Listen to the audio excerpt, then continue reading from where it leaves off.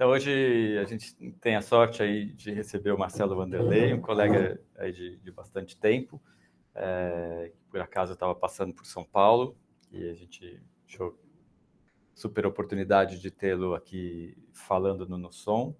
Eu acho que ele já falou aqui há bastante, não vou nem arriscar quanto tempo atrás, mas é uma pessoa com quem a gente tem bastante contato. Ele está na Universidade McGill, lá em Montreal, e tem feito um trabalho muito legal de receber muitos brasileiros lá. A gente sempre é muito grato por essa generosidade do Marcelo. Então, tem muitos colegas que passaram por lá. Eu mesmo tive a oportunidade de estar lá 2 vezes no inverno, diga-se de passagem, porque não sei. E o Marcelo, enfim, já fez muita coisa, mas é um nome muito referencial no tema da fala dele hoje, né, que é sobre interfaces computacionais para música, interfaces musicais de maneira geral. Então, pedi para ele, como foi também um convite um pouco em cima da hora, ele vai fazer uma conversa informal com a gente. Obrigado. Com você, Marcelo. Obrigado, Fernando, Marcelo, todo mundo. Se você quiser falar um pouco mais, né, do seu contexto na McGill. Pois é, até acho que preparei alguma coisa. Lavoisier, né? Quer dizer, nada se cria, nada se perde, tudo se copia. Quero saber qual foi a última palestra. Vai ser essa mesmo. Mas é uma coisa que me interessa bastante. Então, não sei, vocês imaginam que já viram ou talvez já fizeram vocês mesmos interfaces para tocar música no computador. Quer dizer, o computador hoje pode ser isso aqui, pode ser o teu telefone, pode ser o teu relógio. O poder de processamento dessas interfaces hoje é impressionante comparado com o que a gente tinha na época do Fernando, lá em 1970, 68.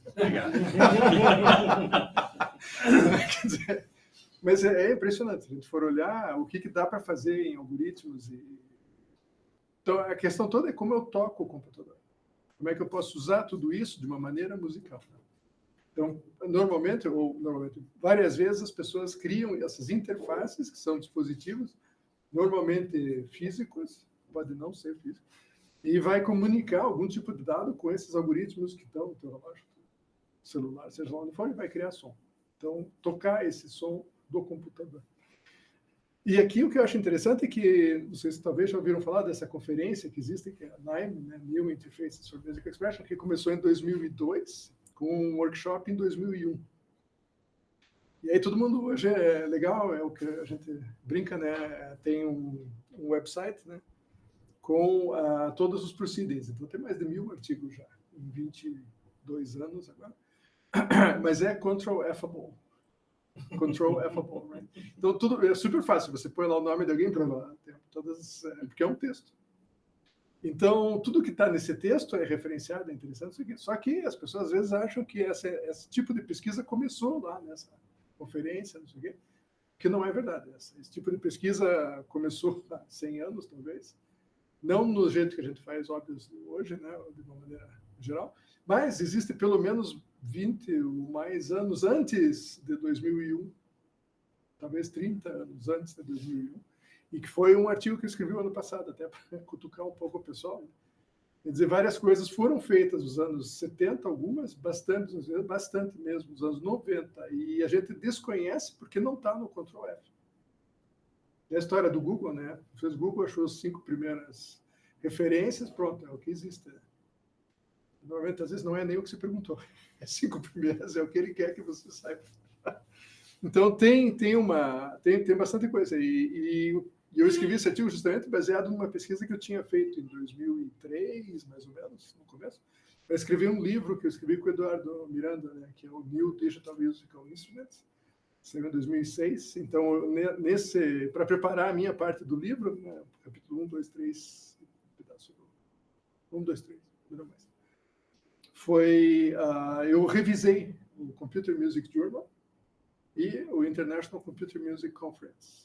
São dois lugares, digamos. Uma conferência que começou em 75, mais ou menos, e o outro é um jornal. que começou em 77.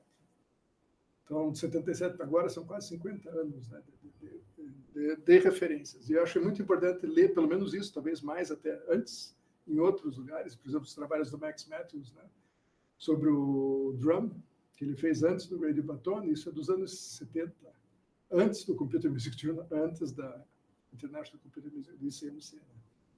Mas está cheio de coisa. Bom, então, a ideia é começar um pouco sobre o centro lá de pesquisa em Montreal. Se alguém está interessado, eu vou falar um pouco mais disso na quarta, mas lá na UFABC. Daí um pouco sobre tecnologia e música, que eu vou passar rapidinho, que vocês conhecem, e ficar um pouco mais nessa questão dessa pesquisa proto-NIM. Então, eu chamei o artigo de NIM pré-histórico. Provocação, né? Desculpa, Marcelo. Será que você consegue, no seu computador, entrar no Google Meet e compartilhar a sua tela também? Acho que sim. Porque daí o pessoal que está online vai ver bem melhor. Que eles não estão... E a câmera pode continuar te mostrando. Sim. Boa ideia. Google Meet, então, já... Preciso te mandar um link, né? Sim. Acho que ajuda. Está no e-mail que o Fernando copiou, Marcelo, naquele e-mail de convite. Eu estou achando que é na tela ali, ele está espelhado. A letra ali ficou ao contrário. Aí é pior ainda. Só ali ou na transmissão também? Não sei. Entendi.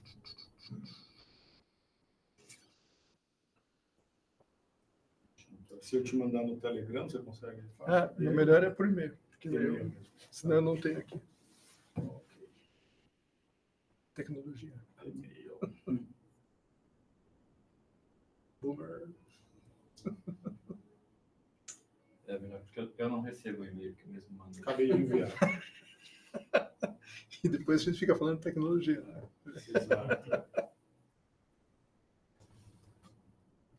Será que foi pro lixo direto?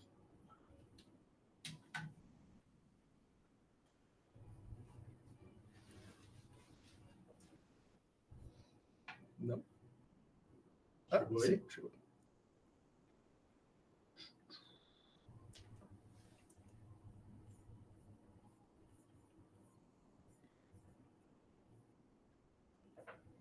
Acho que você vai precisar atualizar lá. Já cliquei, presente.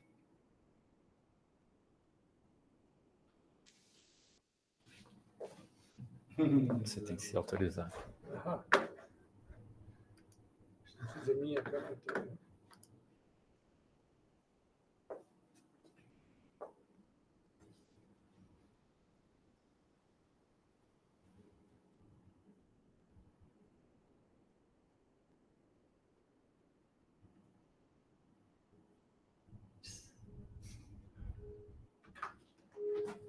Fácil.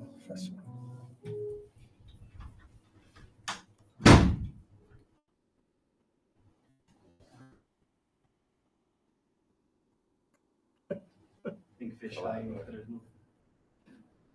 Que aqui diz later.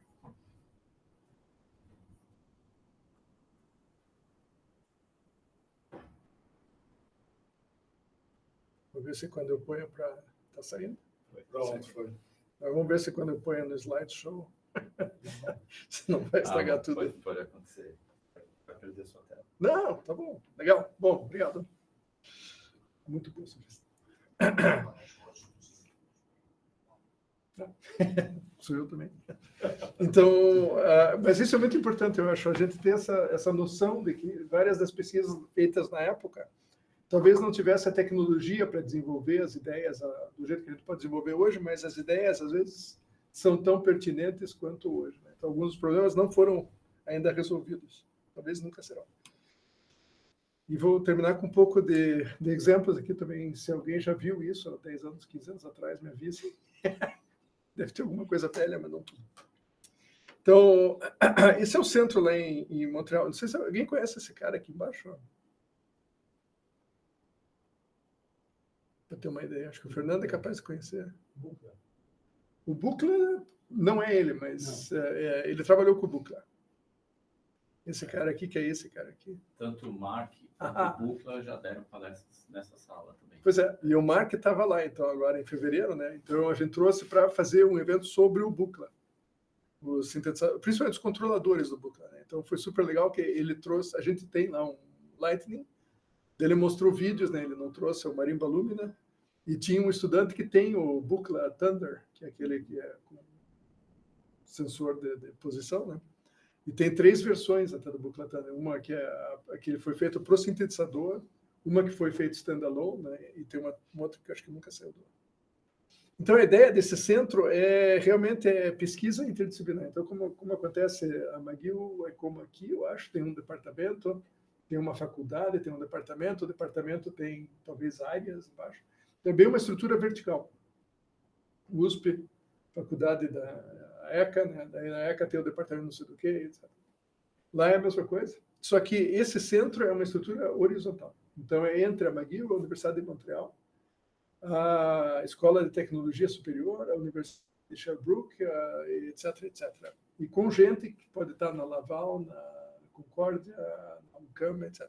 Todas as universidades do Quebec, as pessoas podem ser associadas, se quiserem, e o pessoal de fora pode ser colaborador. Até acho que você é colaborador, não? Oi? Você é colaborador do Kermit, não? Ou era? Ou foi? Acho que já fui, né? Em algum momento, não sei. Bom, quem quiser pode virar. Então, a ideia é um centro para fazer pesquisa interdisciplinar. Então, eu vou mostrar pelo menos um projeto aqui, ou 2, que foram feitos no centro. Então, por exemplo, entre o pessoal da tecnologia da música, onde eu estou, e o pessoal de neurociência, por exemplo. Então, como desenvolver instrumentos para tocar dentro do scanner de ressonância magnética. Então, a gente faz bastante eventos, né? Então, tem 50 e poucos pesquisadores associados, mais 80, sei lá, colaboradores, mais 200 estudantes. Não estão todos todo dia lá, senão não cabe. Mas as pessoas vão lá para trabalhar em projetos interdisciplinares. Então, você quer trabalhar com filosofia, com história, com gravação do som, com engenharia, com neurociência, é o lugar para trabalhar. Então, tem vários laboratórios, inclusive 2 salas novas, que são bem grandes, até uma bem grande, black box, que no fundo agora é branca com verde. Mas para fazer acústica virtual, não sei o que, dá para pôr uma orquestra inteira. Bom.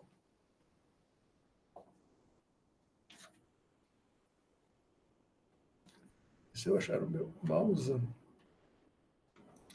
Então, a questão que eu vou passar bem rápido, que vocês conhecem isso, mas uma das coisas que às vezes as pessoas não se lembram é que a pesquisa em computação musical é muito antiga, né? Quase praticamente vem logo depois da pesquisa em computação digital, ela mesma.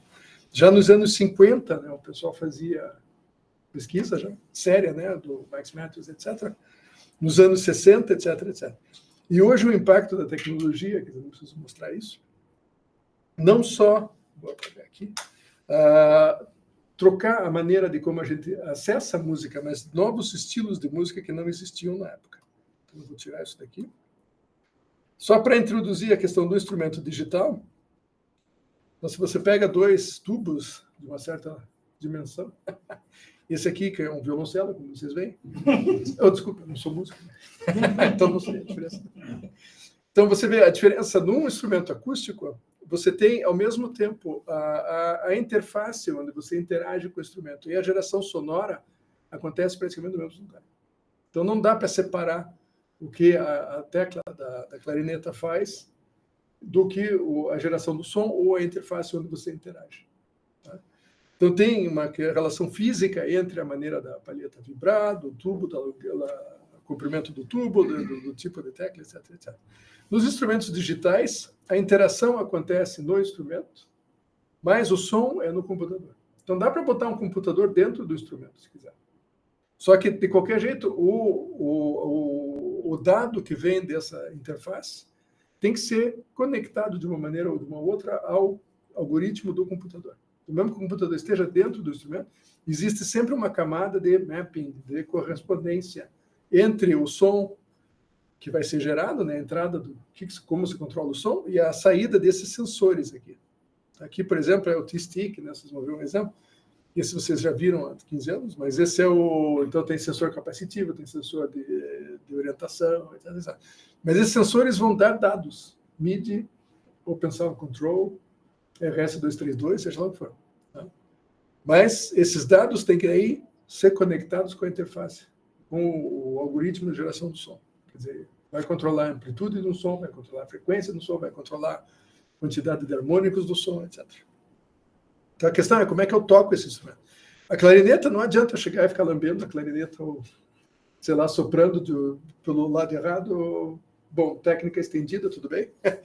Mas eu acho que, sabe, é muito limitado no sentido de existe um certo número de gestos que você pode fazer que te dão certos tipos de som. Você pode tentar outros, mas não é a maneira. Ali não existe mais isso.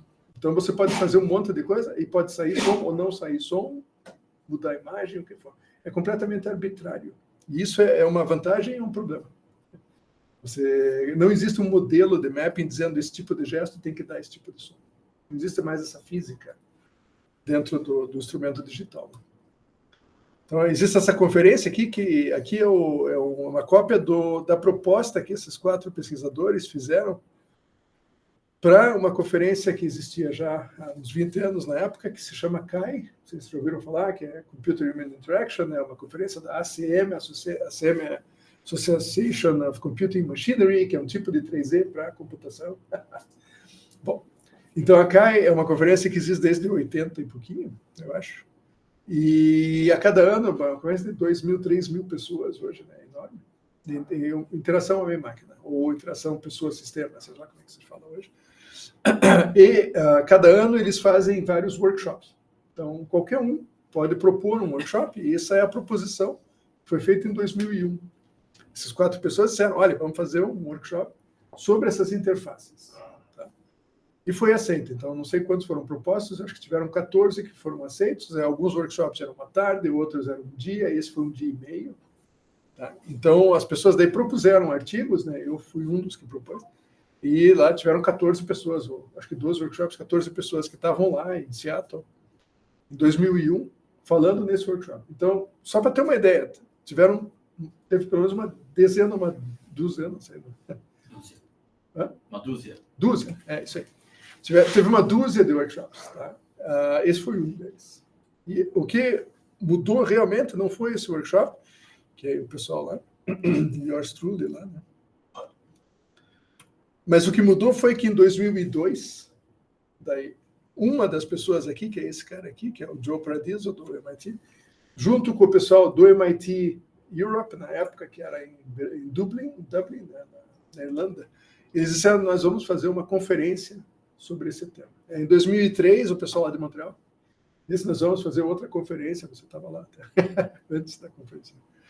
Em 2004, esse cara aqui, que é o Yoshi Nagashima, em algum lugar lá, não é esse, ele vou fazer no Japão, em Hamamatsu, lá onde tem a Yamaha. E aí, em 2005, voltou para Montreal. E aí começou a conferência, realmente. Mas o que é importante, esse workshop não começou a área de pesquisa, foi um catalisador que botou essas pessoas da interação homem-máquina, poucas pessoas, e muitas pessoas do ICMC, International Computer Music Conference. E essas pessoas acharam, então, com esse novo nome, aglutinou toda essa pesquisa e criou essa conferência, né, que hoje está no 22º ano e vai ser em Utrecht esse ano. Tá? Então, aqui são todas as conferências até o ano passado, né, que foi no México. Teve aqui no Brasil, 2019, né, muito legal, foi organizado lá em Porto Alegre, o Rodrigo e o Marcelo, acho que eram os dois que estavam organizando. Não você, não eu, não o Pimenta. Eu esqueci o outro Marcelo. Johan, Marcelo e Johan. Não lembro se ele estava organizando. Eu acho que era ele e os dois estavam. Bom, então você vê, eles vai de um ano, vai para a Europa, vai para a Ásia, vai para a Oceânia, vão, volta, etc. Teve lá em Oslo, teve um lugar. Tá.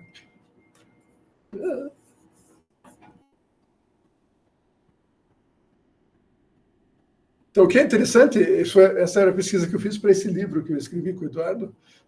Então, eu olhei de todos os anos os resumos, né, das conferências, isso em tudo em papel, né? Na época não tinha isso disponível. Então, esse não era, Ctrl Searchable com o dedo, né? Bom, e eu fui olhando todos os artigos, do total de 22 artigos, eu achei 2 que eu achei que tinham relação com a questão do NIME. 76 não teve conferência. 77 teve, mas ninguém acha o Proceedings, não sei se teve Proceedings. 77, também 21, 79 não teve a conferência, 80, etc. Então dá para ver, primeira coisa, o número de artigos fica entre 20 e 60, mais ou menos, até aqui em 89. E depois sobe para mais de 100. Você vê que teve uma modificação na quantidade de pessoas na informática musical, em geral. E você vê que a proporção dos artigos relacionados a anime, de acordo com o que eu achei que é, né? Também não é um troço científico, assim, meu Deus, é verdade. Tá?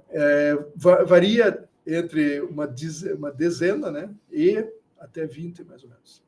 Então, dá para ver que a proporção está mais ou menos entre 10% a 15%. Aqui tem anos que deu mais, não sei por quê. Talvez pela área onde foi feita a conferência, numa região onde o pessoal trabalha mais. Outros anos, muito pouco. Essa teve menos artigos em geral, que as meio em volta. Mas a média, 11% dos artigos. Quer dizer, é muito interessante. Isso antes da conferência online. Quer dizer, antes de imaginarem esse workshop, existiam, eu achei, pelo menos 220 artigos nessa conferência ICMC que poderiam ser chamados de NIME, relacionados com os temas, né? Sobre interfaces, sobre mapping, sobre gestos, etc. Mesma coisa aqui, média, então, de 6, 7 artigos, média de 15 aqui, mas você vê que o número total aumenta também. A proporção fica parecida. No Computer Music Journal começou em 77, não parou. E eu botei até 2001, porque 2001 ele saiu antes do workshop. Então, mais uns 40 artigos. Então, tem pelo menos uns 250 aqui. Tá? Antes da conferência começar. E isso eu acho muito importante, justamente para mostrar que 250 artigos é tempo de leitura. Tá? Então, aqui está a distribuição num gráficozinho para mostrar um pouco mais. Os primeiros 12 anos, sei lá, mais. E você vê que o número duplica, mas também o número de total aumenta. E aqui no CMJ, com algumas edições especiais, justamente. Isso foi muito legal, essa daqui, porque em 96 eu convidei o Jonatas para vir dar uma conferência lá em Curitiba, na época que eu estava na Federal lá. E o Jonatas trouxe as 2 cópias do Computer Music Journal de 90, papel, né? Então, teve 2 edições, né, do 14.1, 14.2, e em 97 aqui, 98, teve mais uma edição especial sobre interfaces, só para mostrar que existia já esse interesse. Né? Então, elas aqui, as 2 de 90 e a de 98. Tá antes do NIME. E aqui que é legal, o Stephen Pope era o editor, né, aqui do CMJ na época, e isso aqui é a introdução para essas primeiras 2 aqui. Você vê, essas 2 edições especiais estão falando de um tópico que é muito importante na área de tecnologia da informática, né, para a música como um total, que é o desenvolvimento de interfaces. Isso em 90, 11 anos antes do primeiro workshop, 12 anos antes da conferência. Tá? Isso daqui é um artigo que eu acho genial, não sei se vocês conhecem, é Computer Music Interfaces, a Survey, do Bruce Pennycook. Olha o ano aqui. 85. E ele já fala aqui, ó, importantes sistemas, não sei o quê, na época, instrumentos para performance, o computador. Tá? Interação musical com dispositivos de informática computacionais. O livro do Joe Chadaby, que vocês acho que já viram também, que começa justamente primeiros sistemas em 1890 e pouco, com o Tadeusz Carril, etc, etc. O Curtis Rowe, do Computer Music Tutorial, Bíblia, né, da informática, que saiu a 2ª versão, não sei se vocês já viram, a 2ª edição saiu ano passado. E também STIME, vocês já viram falar talvez da STIME? STIME era o centro de pesquisa lá em Amsterdã, na Holanda, e fechou. Por incrível que pareça, né, por incrível que pariu, fechou. Disseram, não vamos mais financiar, não sei o quê. Então, todo mundo escrevendo carta, né? Eu me lembro até, eu tenho a carta lá, minha, que eu mandei, todo mundo lá dizendo, não pode, e sabe como é que é, né? Vamos economizar não sei quanto, isso, eu acho que eles viveram mais, Stime existiu mais de 40 anos, né? Foi criada em 60 e pouco, que era dirigida por esse cara, que é o Michel Masvis. Que o Michel era, até hoje, eu acho que ainda é a referência desse tipo de interface, né? Ele tocou essas interfaces durante 20 anos ou mais, criou várias dessas interfaces, e esse é um livro, uma brochura, né? Dos primeiros 20 anos, mais ou menos, dos 25 anos da Stime. E eu tenho digitalizado, se vocês quiserem, disponível, que faz uma revisão dessas interfaces criadas nesses primeiros 25 anos. De novo, né, a questão da música que só tem a forma definitiva num concerto. Então, é uma ideia muito importante nessa época. Lembrem-se, isso aqui em 90, né, 93, lá, que é a grande época de música computacional. Vamos ter computadores enormes, PDP, não sei o quê, 10 salas de informáticas para criar essas músicas super complexas, ou vamos ter computadores pessoais, Atari, seja lá o que for, e vamos criar ao vivo. Então, grandes discussões, eu tenho até um artigo aqui que comenta sobre isso, tem várias coisas, mas era enorme a discussão. Né? Não, música tem que ser assim, não, música tem que ser assim. Claro que hoje ninguém mais fala esse tipo de coisa, né? Mas é interessante, né? Eles sempre tiveram essa visão, música tem que ser em tempo real, ao vivo, com esforço, não sei o quê. Então, ainda muito legal. Dê uma olhada nesse Stime Archive do YouTube, é impressionante. Só para YouTube Stime Archive. É impressionante. Olha, dá para passar, acho que o ano assistindo. Melhor que o Netflix, você não paga nada. Sério, é impressionante o que vocês têm de informação. O concerto de 1986, do cara com a versão 2 do Hans, né? Coisas assim, sabe? Tá? O que é interessante é que a Stime, ela mesma fez 3 simpósios. Em 85, 86 e um antes. Então, eu nunca achei uma referência sobre o primeiro simpósio de composição interativa com música eletrônica live, mas tem o segundo, apareceu num artigo do Computer Music Journal, e o terceiro, né, que foi o último. Então, por que esses simpósios não viraram conferências? Que é a grande questão. Por que o DACAI virou em 2001 e esses 2 ou 3, nos anos 80, não viraram? Mostra que toda a questão de por que as coisas acontecem não é necessariamente determinista. E isso daqui é uma exposição que, não sei se já ouviram falar, mas eles, nos anos 98, eles fizeram um simpósio, mais um, que se chamava Simpósio Touch, que foi lá em Amsterdã, no Frascati, que era uma tipo galeria, sei lá o quê. E aí eles tinham uma exposição com essas interfaces, e eles começaram a viajar, foram para a França, isso aqui foi lá no IRCAM, em 2000, mais ou menos, onde eles levavam isso de um caminhão, levando a instalação, isso aqui, e todo mundo podia ir testar, isso aqui, com tradução em francês, né? Então soa bem legal. Coisa que eles desenvolveram, né, e outros que eles não desenvolveram. Tá?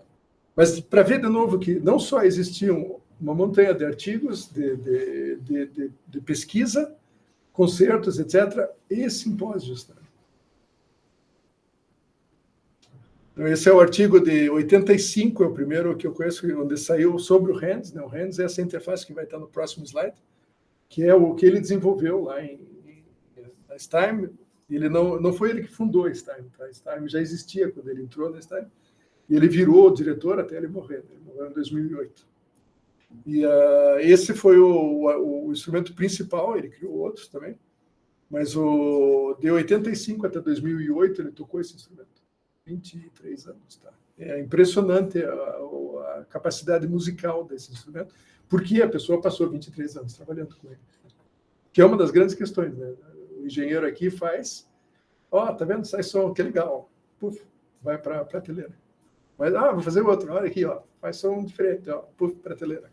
Tá? Então, como tirar esses instrumentos da prateleira, né? Ou evitar que elas cheguem na prateleira, e que virem instrumentos musicais. A pessoa possa dizer, esse é o meu instrumento. Tá? Aí tem toda uma questão, é outra palestra, se quiserem, mas toda a questão de... Qual é a questão de novidade do instrumento que existe há 20 anos? Tá? Se você a cada vez tem que ter novidade, tem que ter nova premiere, não sei o que, são questões que acho que tem que pensar um pouco Como criar essa cultura de um instrumento. Tá, essas aqui são fotografias que eu tirei lá em 2003, da última versão, eu acho, dele. E aqui é ele tocando na conferência NAIM em 2003.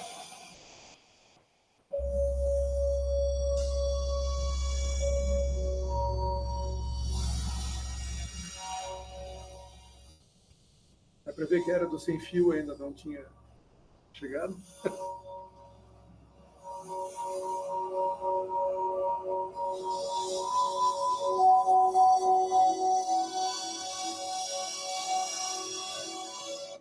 Se alguém viu, não sei, quem mais viu o Michel ao vivo?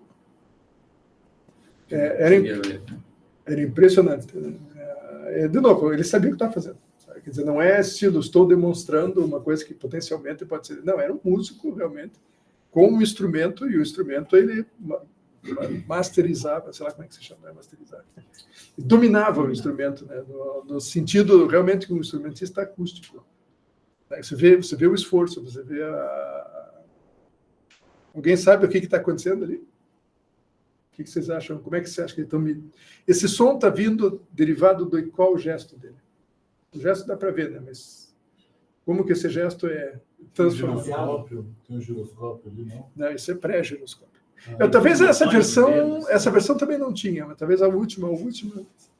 E tem uns botões no dedo? Tem botão, com certeza. Tem botão e tem, vou até dizer, tem também um slider. Mas tem mais coisa que botão e slider. Ele está fazendo gesto assim, né? Como é que você mede uma distância assim, entre duas mãos? Um laser? Poderia ser. Alguma coisa magnética? Poderia, mas não. Podia ser capacitivo, talvez. Precisava muito de ultrassom. Ultrassom. Pois é, ultrassom, né? Nesse caso é ultrassom. Quer dizer, como é que funciona? Tem um emissor do ultrassom, tem um receptor, no fundo é o mesmo, um alto-falante. Só que é alto-falante que ele vai usar uma frequência de 40 kHz ou 38, seja lá o que for. Ele vai mandar um sonzinho assim, um impulso. E esse som vai levar um tempinho, 340 metros por segundo. Ele vai levar alguns milissegundos para chegar no outro lado. Então, esse tempo que ele leva é proporcional à distância. Ele tem dois, acho, receptores e um emissor, dois emissores e um receptor, não lembro mais. Então, ele pode medir assim e pode medir assim. Quantos bits vocês utilizariam para quantizar esse? Imagina, né? Você está trabalhando com MIDI, quantos bits tem a MIDI? O MIDI. Eu falo a MIDI porque vocês. La norme MIDI. Quantos bits? Tadá.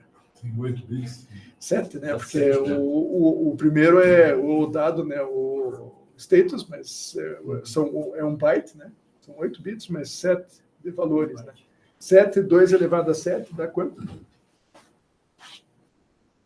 128, né? Quer dizer, então, se você discretizar 1 metro em 128 níveis, você tem praticamente 1 centímetro. Você imagina que você dá para fazer uma escala bem temperada.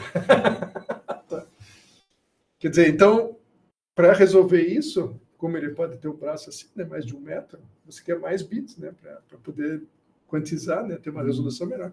Então, essa interface, que era a interface que eles desenvolveram na Stime, nos anos 90, já 80, 90, eles tinham 2 entradas de 14 bits, justamente para o ultrassom. Então, 14 é 1024 vezes 2 a 4. Na época era uma coisa fantástica. Pois é. Então, MIDI mais interface. E aí tem, então, os botões, né, com o slider, isso em 7 bits, né, 8. E tem mais um gesto que ele faz, que mencionou o giroscópio, mas na época não era ainda.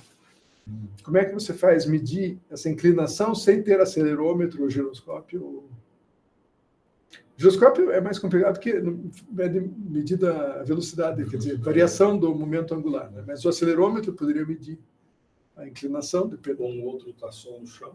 Poderia ser um ultrassom no chão, mas imagine se ele faz assim, aí onde que se põe, se ele faz assim, se ele faz assim. Tem coisa de confusão. Você usa um prumo? Exatamente. Mas é exatamente o que ele usa. E, no fundo, isso daí se chama a Mercury Switch. É uma na época com mercúrio. Na época era de mercúrio, tá? Mas depois pode ser outro material e tem contínuo e tem discreto. Né? As primeiras eram mercúrio e eram de vidro. Na época que a gente brincava com mercúrio. Ninguém fez isso na escola, né? Mercúrio na mão, assim, que legal. Que legal. E nunca mais sai. Sério, né? A gente não tinha essa ideia, né? Mas as primeiras, se vocês tiverem a oportunidade de ver, a primeira versão realmente era Mercúrio, mas sem vidro ainda, não era nem o de metal. Né? Então, como é que você faz para medir se ele é só on-off? Aqui está on, aqui está off. Ou aqui está on, aqui está off, aqui está on, tá. Mas você não sabe se é assim, se é assado. Então, eles põem 4, assim. Aí, se essa daqui está off, as outras não. Se essa daqui está... você pode medir todas as posições. Então, é assim que ele fazia. E a ideia veio dele, ele diz bastante isso em entrevistas, etc. Ele disse, eu sonhei, não sei se ele fumou alguma coisa, comeu, o que ele fez antes, cheirou, sei lá. Ele sonhou que estava tocando o som, que ele conseguia manipular o som. Então, daí que saiu a ideia do Hans, né, de fazer. E aí você vê a ideia, e de novo, a tecnologia é um passo, é uma coisa que permitiu que ele, digamos, toque esse som. Mas o essencial nesse caso realmente é essa evolução musical, né? Ele aprender dele masterizar. Ele começou tocando isso usando um sintetizador tipo de Yamaha FM e depois ele passou para live sampling.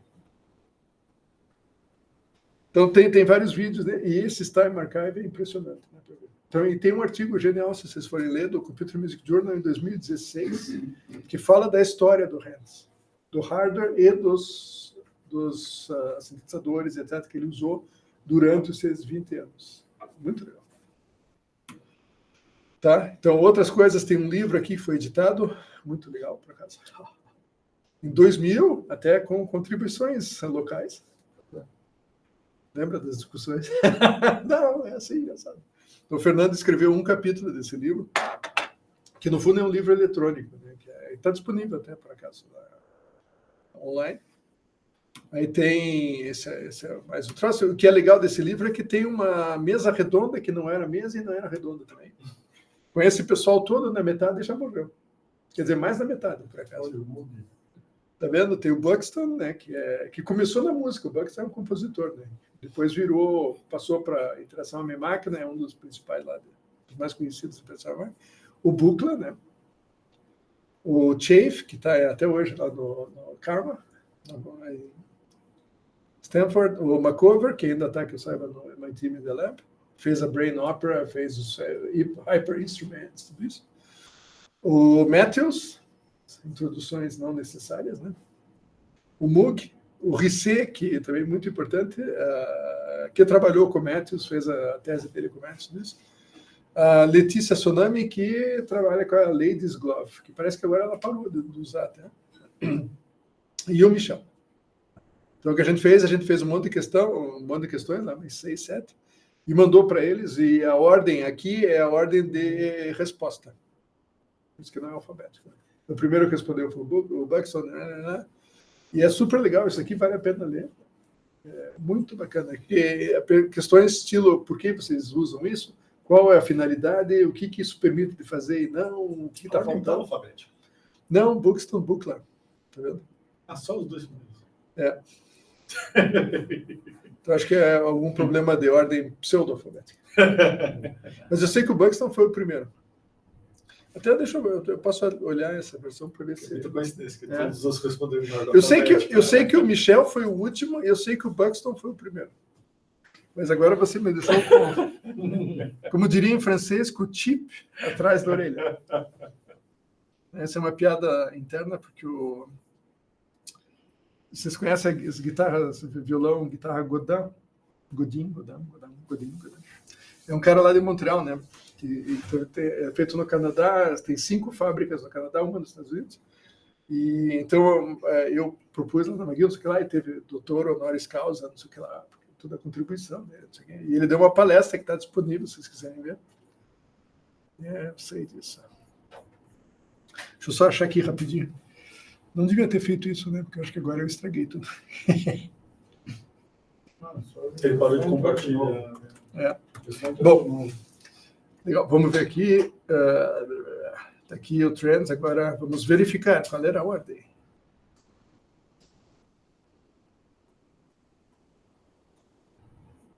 Mas o Godin deu essa palestra.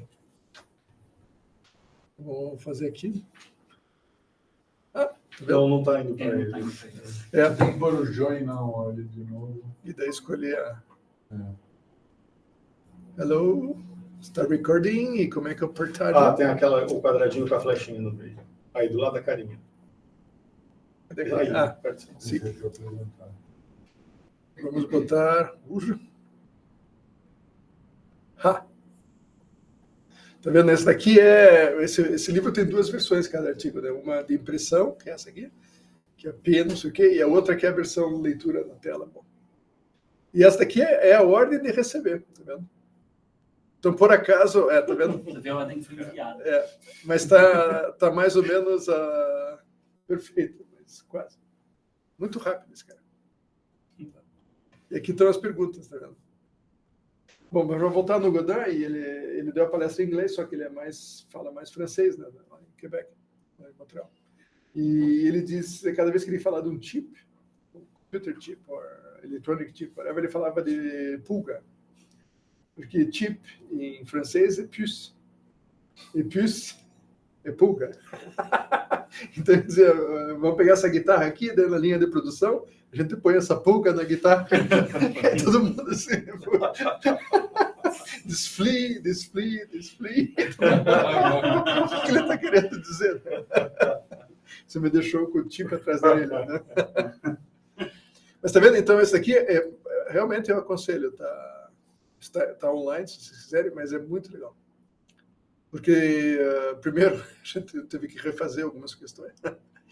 Mas, de novo, com relações com outras áreas, não sei o quê. E você vê que cada um tem uma origem diferente, um interesse diferente, etc.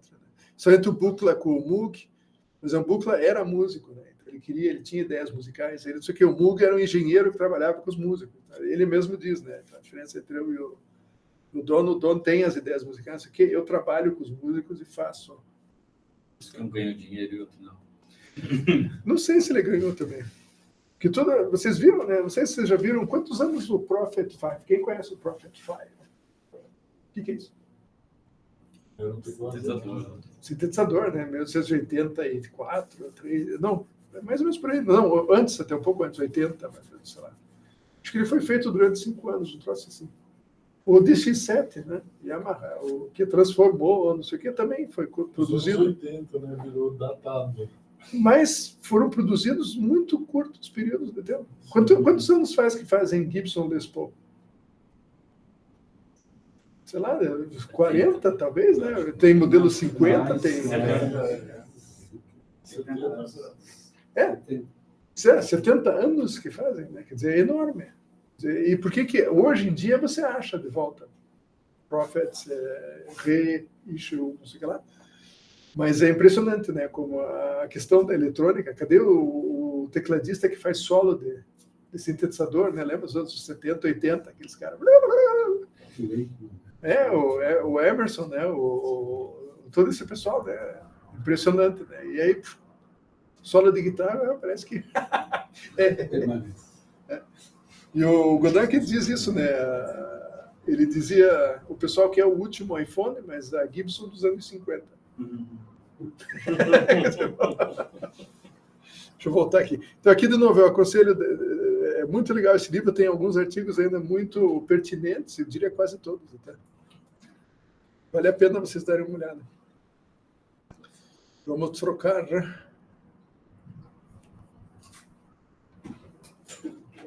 Dá para fazer aqui no Keynote. Cadê meu Keynote? É isso aqui. Vamos lá. Eu nunca tinha pensado nisso, né? Que é a ordem quase alfabética. Bom, então tá aqui, esse daqui está disponível. Esse foi um livro feito na França, em 97, uma conferência, 98. A conferência, 99, mas a conferência foi em 97. Até por acaso estive lá em Marselha. Isso daqui foi uma tese que saiu de mestrado, que saiu na Áustria, logo depois do workshop do NEG. Saiu em agosto, mas essa tese aqui já tinha sido escrita antes, né? Ela já tem mais de 100 instrumentos eletrônicos colocados ali, catalogados, etc., de onde que vem, etc. Tá? Vale a pena. Tem uma, para quem não fala alemão, Breno, quem não fala alemão tem uma tradução de um capítulo onde ele classifica essas interfaces que eu fiz com o estudante, quer dizer, o estudante fez um curso lá na McGill. Vale a pena vocês darem uma olhada já. Também é super útil. Esse é o livro que eu escrevi com o Eduardo. Esse daqui é um livro que saiu sobre o NIME, os primeiros 15 anos, né, da conferência e o workshop. Isso foi em 2017, eu acho que saiu, 2018. Tá? Então, quer dizer, é importante a gente criar de novo um outro tipo de referência control affable, onde a gente possa ter exatamente isso. Computer Music Journal, todos aqueles 38 artigos ou mais. Os outros 200 e pouco do ICMC Plus, quem quiser colocar o que quiser. Tá? Então, nós estamos trabalhando nisso. Se alguém quiser participar, é muito legal. Tá? Vocês são bem-vindos e vai ter uma maneira de vocês poderem sugerir coisas, vai ter moderado para não sair do todo lado. Porque é um grande repositório. Exatamente. Que faça os links para... a diferença tá no GitHub. A diferença é que, por exemplo, se você faz download PDF aqui, alguns deles são com copyright. Então, você vai para a página do Computer Music Journal, mas você não tem o artigo, sabe? Você que tem acesso. Mas o título e o biblioteca existem. Tá? Então, é uma coisa que nós estamos trabalhando. A gente quer estar pronto, pelo menos a versão original, para a próxima conferência, que vai ser agora em setembro. Mas é essencial, de novo, né? Para as pessoas não é que vai ter que ler todos esses artigos, mas é importante ter um conhecimento que existe. É mais do que só o que aparece no NIME. Né? E a ideia é pre-NIME, mas também off-NIME. Tem vários artigos que saíram no CAI, saíram no ICMC, saíram no SMC, saíram no CMMR, etc. Ou em jornais, né? Outros jornais, etc. Tá? Primeiro, de novo, parar de reinventar a roda, a não ser que queira modificar a roda, por que não? Mas, principalmente, o que eu acho que precisa a gente fazer, e eu acho que é genial para estudante de mestrado que está começando, ou doutorado, é refazer instrumentos que vocês acharam. Então, eu tenho o The Hands. Vamos fazer o meu The Hands. Como é que eu faço isso? Tá? Será que eu uso o mesmo sensor? Uso diferente? Como é que eu faço? A versão vai ser adaptada para a minha mão ou não? Vou fazer a resolução melhor ou não? E isso eu acho essencial para reproduzir e até dizer quanto que eu vou reproduzir igual ou ressuscitar, etc. Eu acho, é uma coisa que eu tento fazer, não funciona sempre. Até em 2019 a gente fez um artigo sobre isso, que dois estudantes refizeram um outro instrumento e fizeram uma versão tentando fazer igual e uma versão melhorando e comparando, etc. Bom. Tá, o que é interessante, né? O instrumento, então, de novo, aquele tubo que vocês viram, está aqui, né? O computador é o teu telefone. Precisa associar esse sensor, o valor do sensor para a entrada do algoritmo de som. Esse algoritmo de som pode criar som, pode criar vibração, pode criar força, pode criar imagem, pode criar o que for. Com o mesmo algoritmo, com algoritmo diferente, com a mesma taxa de amostragem, com uma taxa de amostragem diferente, seja lá o que for. E você controla por gesto e você tem um retorno. Tá? Ou a pessoa que está observando.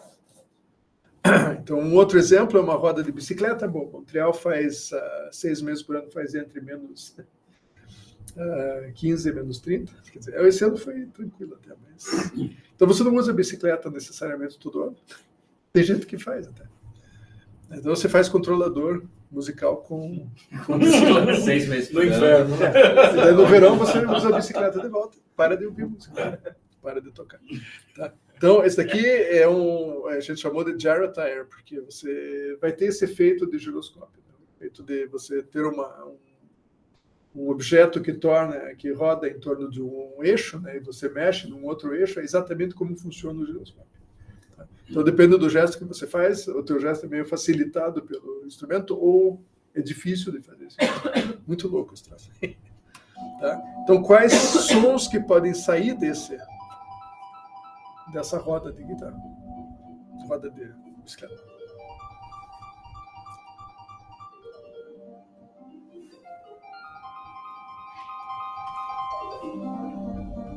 Então, você pode fazer um gerador de Philip Glass, bem baratinho, né? Mas não precisa ser assim. Isso é arbitrário, completamente. Poderia ser assim.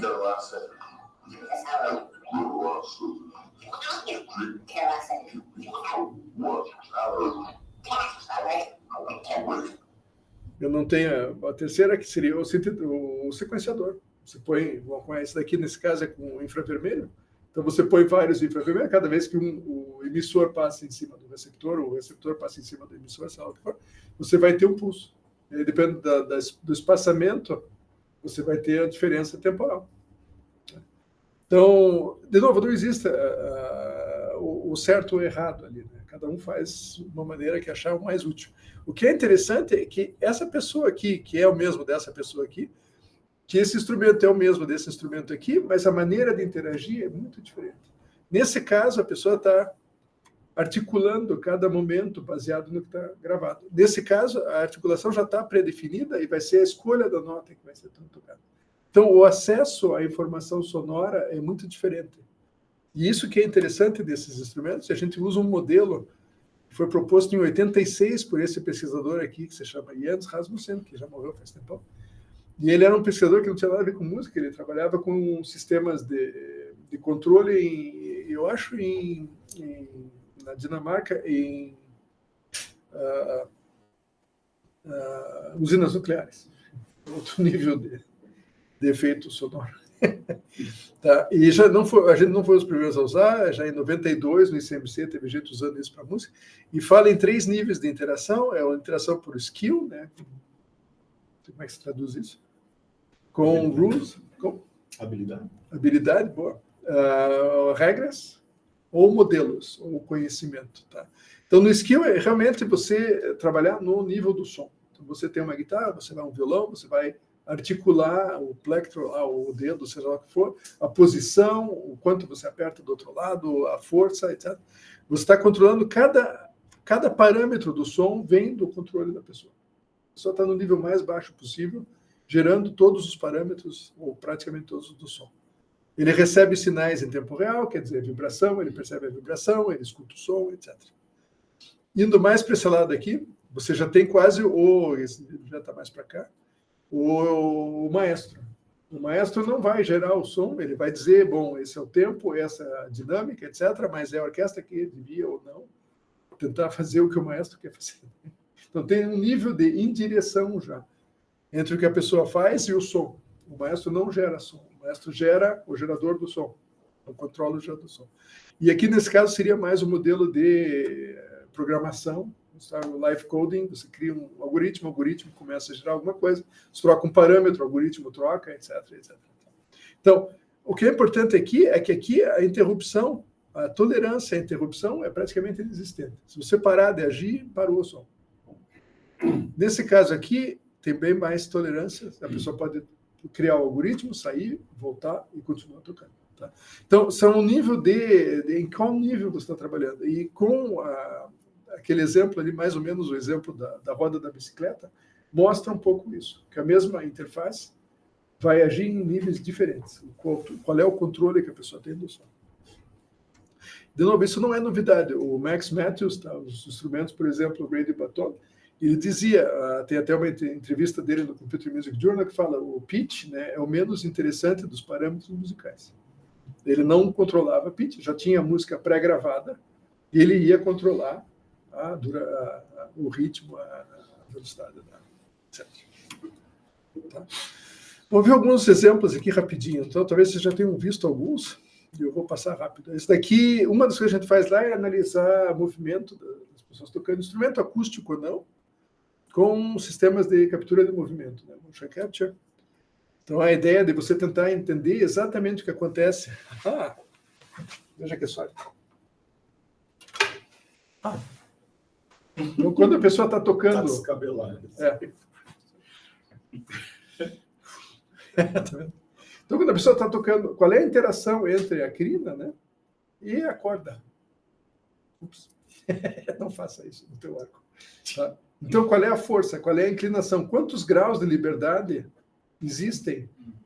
Tá? O que mais aqui? Tá? Pelo menos 5 graus de liberdade que são importantes, tá? Entre o que está acontecendo.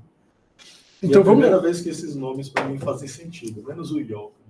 Tá vendo o pitch? Pitch é o pitch mesmo. Do violoncelo. Sim. E o roll também, da mão. Então, você vê, a ideia é tentar analisar e daí pegar diferentes músicos, tá? Um músico que é o professor, o outro professor, o aluno avançado, o aluno não sei o quê. Vamos tentar analisar exatamente o que você passa. Então, foi um pesquisador que agora está na Qualis, até o Erwin. Então, põe essas bolinhas aqui no instrumento. Essas bolinhas são marcadores, né? Markers. E, no fundo, eles são passivos, não fazem nada, esse sistema, e só reflete a luz infravermelha que as câmeras estão jogando. Né? Em volta da câmera tem um monte de LED infravermelho. Põe um monte de coisa no arco também. Por que aquela antena e não só uma bolinha? Está vendo que tem uma antena aqui, né? Tem uma bolinha aqui, tem uma bolinha aqui, tem uma anteninha aqui, assim. Para medir o roll, né? Exatamente, né? Se você só tem um ponto aqui, você mede essa posição, você mede essa, mas você não mede essa. Então, de novo, né? Então, o posicionamento dele, você não pode botar em certo lugar para não atrapalhar tocando, etc, etc. E esse daqui é um sensor de força que foi desenvolvido lá no IRCAM com um strain gauge. Strain gauge é um sensor que mede pressão e compressão e distensão. Que tem que ser colado. Aqui não sei, alguém já trabalhou, já ouviu falar de strain gauge? É super útil, né? Mas varia assim poucos ohms na resistência. Então tem que usar condicionamento com ponte de Wheatstone. Bom. Então tá aqui, ó, o que vocês estão vendo aqui vai ser um violonista profissional, ele era da orquestra lá de Montreal, vai tocar um pedaço do Allegro do Chrysler, e aqui é o violino. Aqui é o arco, está vendo a parte de trás do arco. Aqui é o arco visto daqui. Está vendo? A inclinação. Aqui é o arco, aqui é o ponto vermelho. Tá? O violino estaria aqui. Então, tudo isso é parado. Né? Então, a gente elimina todo o movimento do violonista. Então, você só vê o movimento relativo. O violino é fixo. Você só vê o movimento relativo do arco. Aqui são cada uma das cordas do violino. Aqui é a força medida em newtons, porque aquele sensor lá você calibra com uma célula de força, né, que já é pré-calibrado. E aqui é um diagrama que a gente chama de diagrama de fase, né, onde tem uma posição, uma inclinação, no caso, e uma velocidade, a derivada da velocidade. Então, isso daqui é bom para ver movimentos repetitivos. Né? Usa bastante em análise de movimento, essas coisas. Então, vamos ver o que acontece quando a pessoa toca esse pedaço.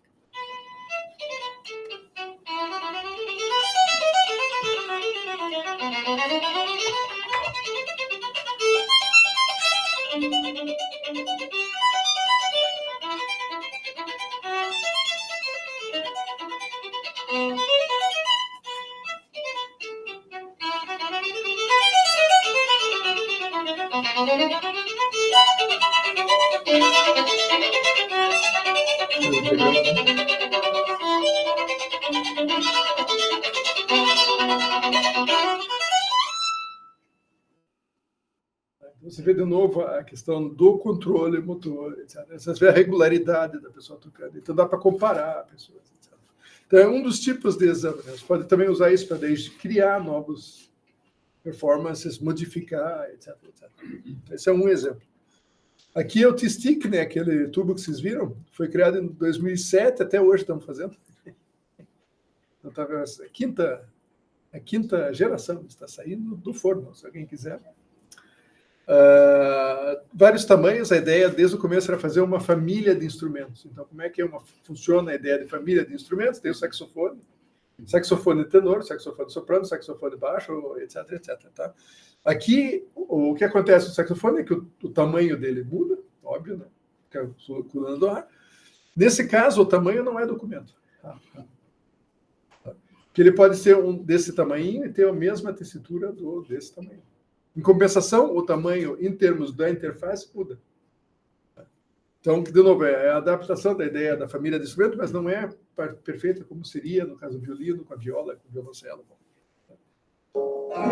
E esse é um exemplo bem antigo, de 2008, que é o Fernando, que está lá na Universidade de Minas Gerais, o Fernando Rocha.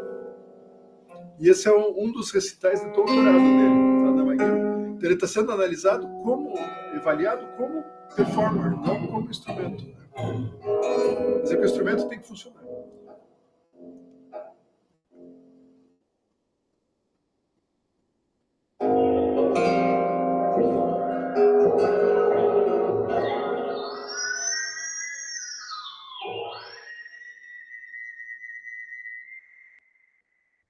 continua. Bom, essa é uma peça composta pelo Andrew Stewart, então ele não está improvisando, né?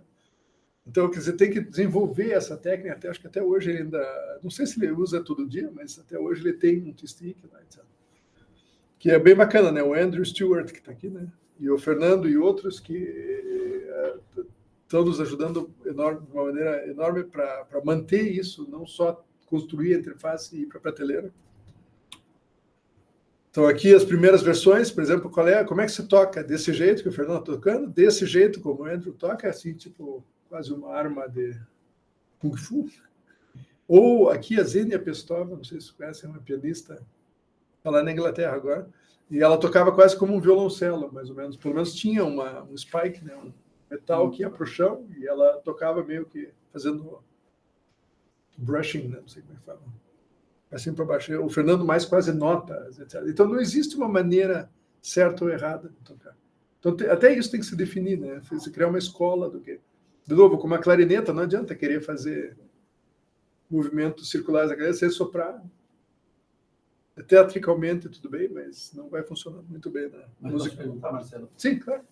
Cada um desses é o mesmo instrumento, mas a forma deles tocarem, isso faz com que você tenha algoritmos diferentes para a interface, como Não necessariamente. Por exemplo, aqui nesse caso, acho que o algoritmo era o mesmo. Aqui a interface é menor, tá vendo? Ela é metade do tamanho. Esse daqui é o tenor e esse é o soprano. Não dá para ver direito. Mas aqui são 2 tenores, é o mesmo. Tá? Só que num tinha, a gente colocou esse metal, no outro não tinha. Até foi no mesmo dia isso. O algoritmo era o mesmo, só que ele tocava mais por notas e ela mais por grupos de notas. O algoritmo não do mapeamento, mas da síntese. Da síntese. E eu acho que também não sei se mudava esse mapeamento. Eu não me lembro mais, isso faz 15 anos. Mas poderia... Então, ele é pensado como interface mais mapeamento, mais síntese, isso é empacotado. Que é um instrumento, exatamente. Não uma coisa aberta para você Mas essa é bom comentário. O instrumento são os 3. O T-stick é a interface. Então, eu falo, às vezes, interface, às vezes, instrumento. Mas quando eu falo instrumento, quer dizer, tem um mapping e tem um troço. Se eu trocar o mapping e trocar o som, é outro instrumento, com a mesma interface. Mas não é a tradição do T-stick. Pode ser, depende de quem compõe, depende do... O Andrew normalmente cria instrumentos, né, que são até super complicados os mappings que ele faz, é difícil de aprender. Eu já vi gente tentando e não consegui. Tem um estudante agora da Universidade de Montreal que está estudando uma das peças do Andrew, mas os 2 meses ele está numa página da peça. É super complicado, depende da posição dos dedos. E depois a ler. Pois é, e aí que tá, como é que a gente aprende a tocar um instrumento acústico? Vai para a escola. Qual é a escola do T-stick? Não tem. Que eu acho que é uma questão enorme, né? Se a gente for olhar, é outra palestra, mas como é que a gente aprende a tocar um instrumento musical? Vamos fazer mais uma digressão. Quais são as maneiras mais canônicas? É uma criança, né? Os pais disseram que vai aprender. É muito, não sei, eu não sou especialista, mas acho que não tem tanta criança com 5 anos que quero ser pianista. Talvez tenha, mas talvez não sejam todas. Então, os pais, é cultural. Vai aprender. Essa coisa da exploração, né? A criança vai explorar, às vezes. Tanto que tá em francês é jogar, né? Em francês, né? Play. A gente que toca os instrumentos, mas eles lá, eles brincam com os instrumentos. Né? Tem toda essa ideia. E o que é? Daí o pessoal que não teve isso, seja lá o que for, o que ele vai? Vai tocar num grupo de rock. Né? Como é que ele se aprende a tocar num grupo de rock? É porque você viu o cara lá tocando não sei o que, você vai lá e compra a mesma guitarra dele. Ou você compra a versão da Giannini, daquela guitarra, né? Que no fundo você fica segurando em 2 pedaços quando ela quebra. Quer dizer, mas essa questão cultural, ou questões, por exemplo, tem um estudante lá de Recife, que está lá na McGill agora, o João Trachtenberg, que trabalha com o Felipe Caligari, que é lá da Federal de Pernambuco. E eles criaram um probástico, até vou mostrar depois, tá? Aqui, o João trabalha na tese dele com uma comunidade de Olinda, que é a comunidade Xambá, que é uma comunidade étnica, né, de ex-escravos que vieram, descendentes, né, que vieram quilombola, exatamente. E é impressionante, eu fui visitar, né, agora ano passado, e ele desenvolve instrumentos para essa comunidade, com essa comunidade. Então é impressionante o que ele faz.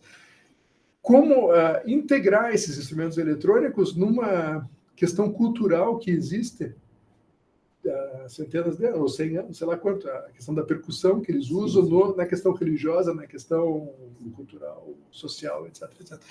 Mas vem desse interesse deles, eles começaram a usar o SPDS, aquele troço da Roland, da bateria eletrônica. E foi ali que teve uma abertura para começar a criar instrumentos com eles e como é que isso pode ser integrado.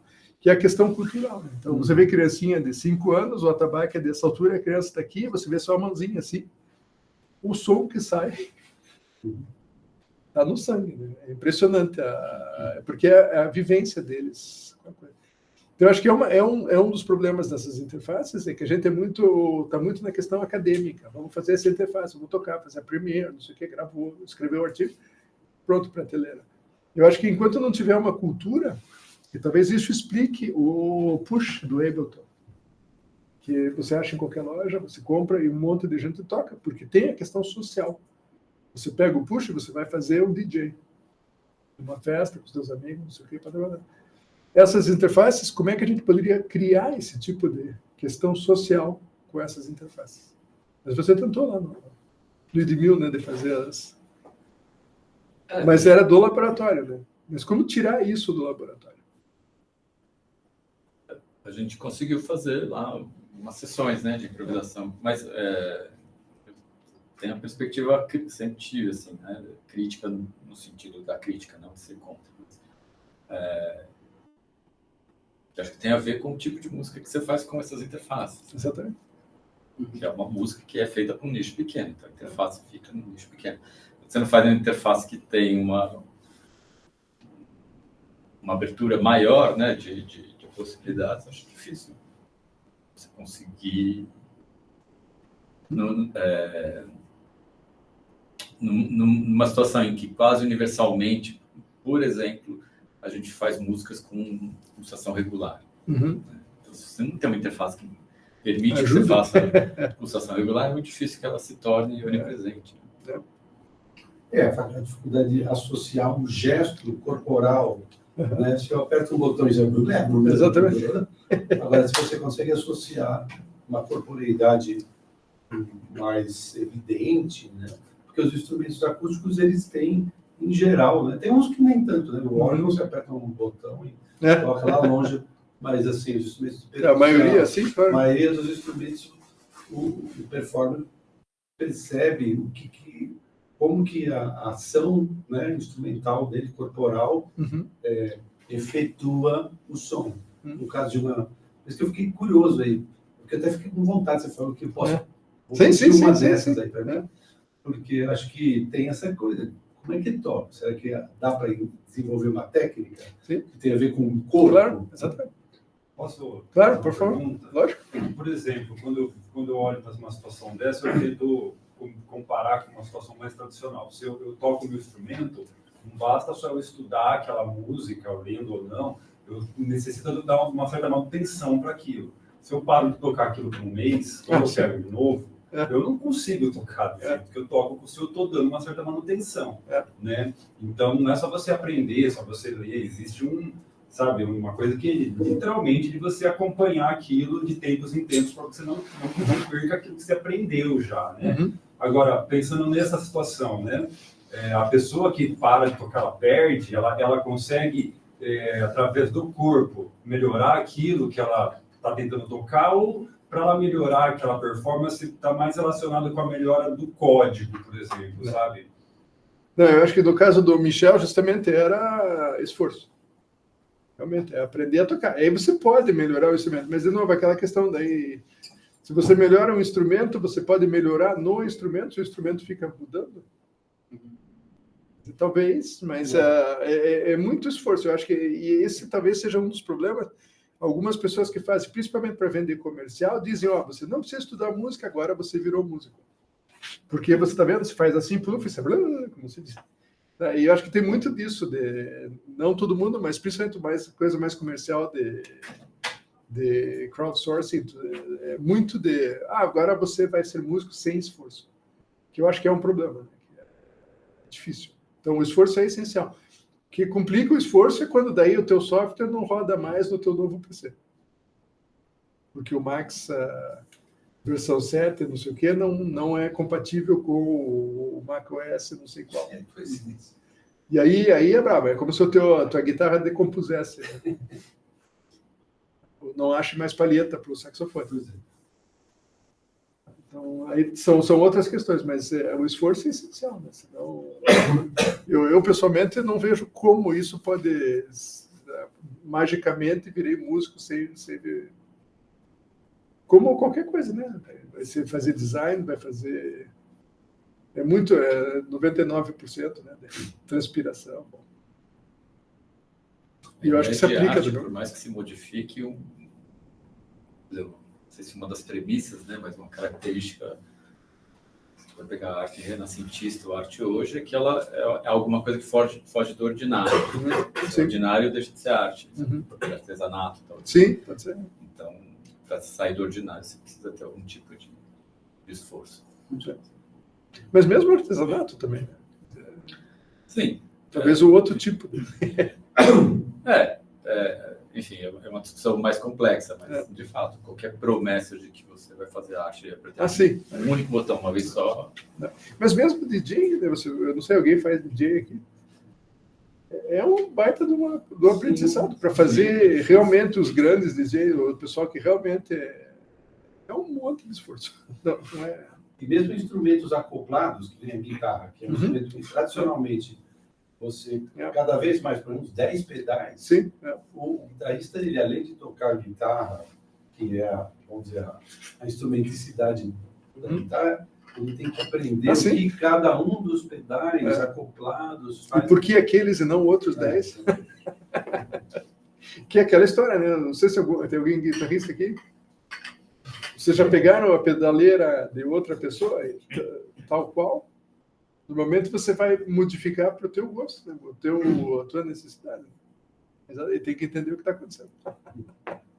É quase um instrumento desses, né? Porque você tem não esse, porque esse está fixo aí na nossa conversa aqui, o algoritmo, o processamento de som, mas na guitarra não. Na guitarra você tem uma parte que está ali fixa ou quase, mas a hora que você vai programar sua pedaleira, você pode gerar... Mas a hora que você programou, virou fixo. Daí. Não, mas eu estou pensando na relação, sei lá, que o Fernando Rocha tem com um instrumento ali que aprendeu a tocar aquilo ali, versus você alterar sempre o algoritmo, que é um pouco... que é parcialmente o que o guitarrista está fazendo, né?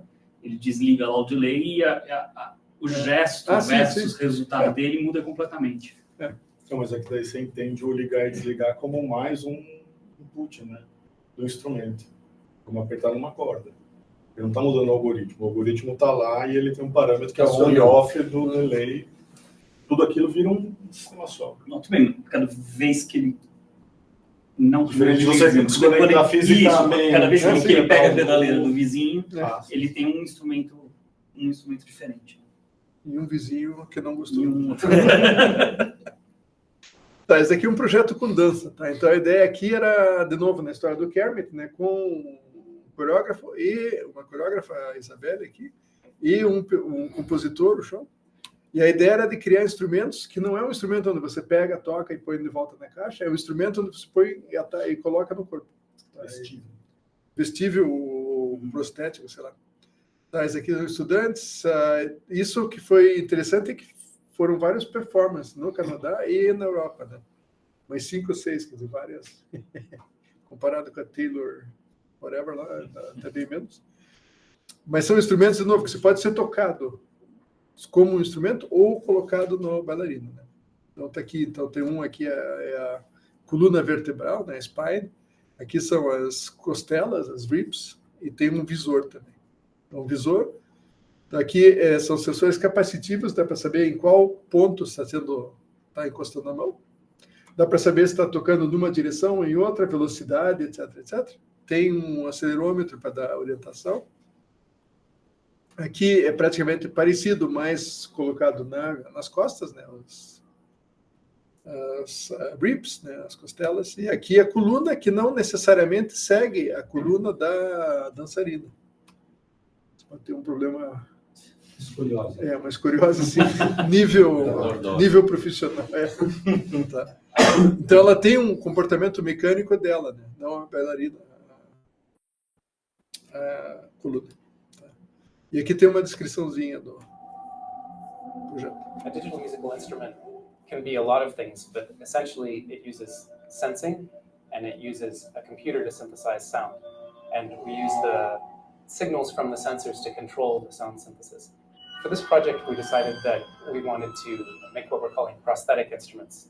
Most of the instruments that we develop in the IGNO are traditional in the sense that the instrument is actually an object that you can point to and say, you know, that's the instrument that I built. It's something that you pick up and you play and then you put it back in its case. This time, we decided to do something a little bit different. And we wanted to blur this sort of idea of when is the instrument an object and when is it part of the body. The dancers are not moving freely. They're wearing these objects that have a weight to them, that have a physical form to them, have a mass to them. An important part of a musical instrument is not the instrument itself, it's about the gestures which the instrument invites. As you're performing an instrument, you're going to perform certain gestures because of the instrument you're playing.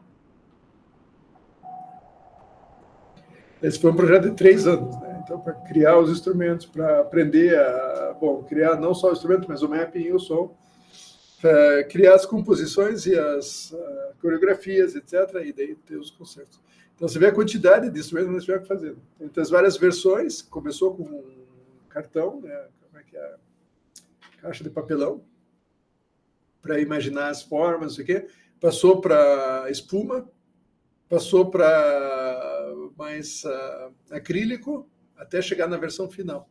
Se tivesse uma outra versão, teria sido uma cobra. É uma evolução, teria sido vida própria, eu acho. Foi se criando, né? E, então, por exemplo, a gente tinha um projeto, né, quais sensores, etc. Bom, aí faz a questão das ribs, né, colocar do lado como é que você vai ajustar o corpo da pessoa, não pode botar parafuso. Então, tem que tomar cuidado para não ser um troço que atrapalha a dançarina, mas também não pode ser muito flexível, senão sai voando, né? O tamanho, cada vez que a gente fazia maior, porque não se vê, é transparente, então tem que pôr luz, né?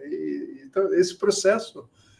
Então, teve lá uns 40, eu acho, ou mais instrumentos foram feitos, alguns com sensores, outros sem, até sempre para que a própria bailarina pudesse praticar a coreografia com o peso do instrumento, mesmo sem o som. Mesmo sem a medida, seja lá o que ela estiver fazendo, só para ela se adaptar ao instrumento no corpo dela, a propriocepção, né? De ter uma coluna falsa colocada na coluna dela. Eu tenho uma curiosidade em relação nesse projeto especificamente, a relação da performance instrumental versus a performance da dança. Porque quando a gente vê aqueles pedacinhos, assim, a gente vê muitos gestos não musicais, que não resultam em nenhuma modificação dos parâmetros do instrumento. Então, foram pensados dentro de um sentido visual e coreográfico. Né? E quase dá a impressão assim que meio que a dança mandou e a música se ajustou, né? Ou tentou aproveitar os movimentos que já eram talvez pensados, né, dentro de uma sonificação da dança. Ou quase uma sonificação. Quer dizer, mas eu queria ouvir a sua impressão. Assim, quanto desse jogo vai nos dois lados, quanto nasce junto? Então, isso é boa pergunta, porque justamente naquele vídeo que vocês viram, a música não tem necessariamente relação com a dança. Que é um vídeo mais eles estão falando, então tem a música que veio daquela, mas não quer dizer que aquela cena está saindo daquela música. Então, o próximo vídeo que vai acontecer, espero agora, vai ser um pedaço sem cortar, não sei o que foi um dos concertos. Tá? Então, a ideia que eu não falei, que é a ideia de um quarteto. Então, tem 2 violonistas e cello, violino e cello, e 2 dançarinas. Então, a ideia é que essas 4 façam a música. Mas a grande coisa daí, a coreografia não é para criar uma certa nota. O som sai do movimento. Então é quase uma sonificação do movimento. E aí que é o grande problema, né? Qual a melhor maneira de fazer ou não. E isso depende muito do coreógrafo também, do compositor. e da coreógrafa, nesse caso, a gente tinha vários workshops, né? Cada 2 meses tinha um lá, uma semana, todo mundo estava junto, e trabalhando e criando. Então, a dançarina fazia um trabalho, tenta tal coisa, a dançarina fazia, não gostei. No dia seguinte, repete aquilo, então tá. E a coreografia foi feita assim, basicamente uma síntese aditiva de várias contribuições e grandes problemas daí para quem está trabalhando com as interfaces. Na sexta-feira, a pessoa diz, não, mas na segunda, quando eu pedi para você fazer isso, você fez isso, o som fez zoing, zoing, zoing. Pode botar de volta o mapping. Poxa, eu fiz 40 mappings entre esse de hoje e aquele. Qual era o mapping? E mesmo que você ache o mapping, não quer dizer que vai ser o mapping, porque a pessoa, o som vai sair, mas a ideia da pessoa, a lembrança da pessoa para aquele som não é necessariamente o que ela está ouvindo. Tá bom. Aí você vê o problema desse tipo de colaboração, né? Então a gente criou um monte de ferramenta para...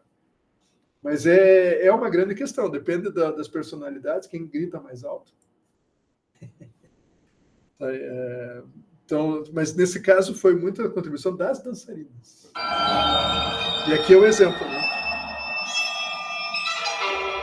Então, tá vendo? Ó, esses efeitos na cabeça, né?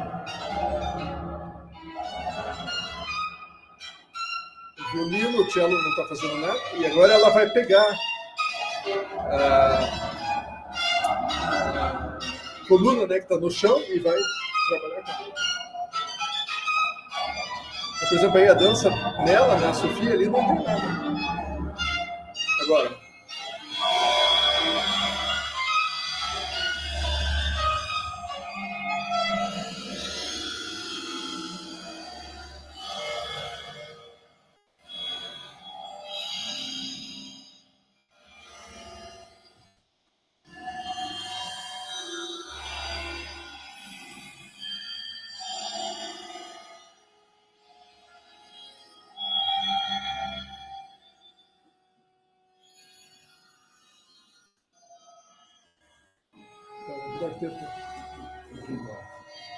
Obrigado, Obrigado.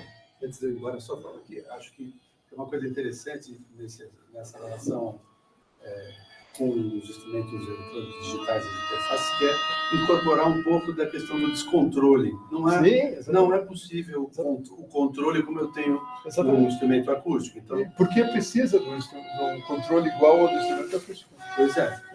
Legal. Então, incorporar o descontrole também, ou uma certa dose de descontrole, é uma forma de didática, de uma forma criativa. Exatamente. Legal. Bom, desculpa, eu tenho que ir embora. Bom.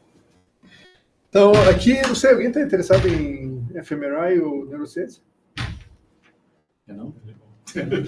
Esse daqui foi um dos projetos do centro. Chegou o Robert, né, que está aqui. Robert e a Virgínia, que é a mulher dele, que trabalha... O Robert está na McGill, a Virgínia está na Concórdia. Os dois trabalham com questão de neurociência, né? Como é que o cérebro, por exemplo, quando a pessoa está, um músico está tocando, ou está ouvindo alguma coisa que está acontecendo no cérebro. Então, o scanner de ressonância magnética. E chegou para mim em 2000 e tanto lá e perguntou, vocês fazem instrumento? Sim, pois é. Não. E eles fazem para instrumento para ressonância magnética? Acho que... O que é ressonância magnética? Tá, quer dizer, vamos lá, né? Bom, então, que buraco que eu me meti, né? Mas legal que o Avram, que era o primeiro mestrado e depois doutorado, super engenheiro, fez 8 anos de tese de mestrado depois do doutorado. Ficou lá, acho que 7 ou 8 anos. E que fez, por exemplo, um dos instrumentos foi esse aqui, que é um cello. Então dá para ver que não é, normalmente, a maneira de... Alguém aqui é violoncelista? Normalmente não se toca assim. Nossa, eu achei que era.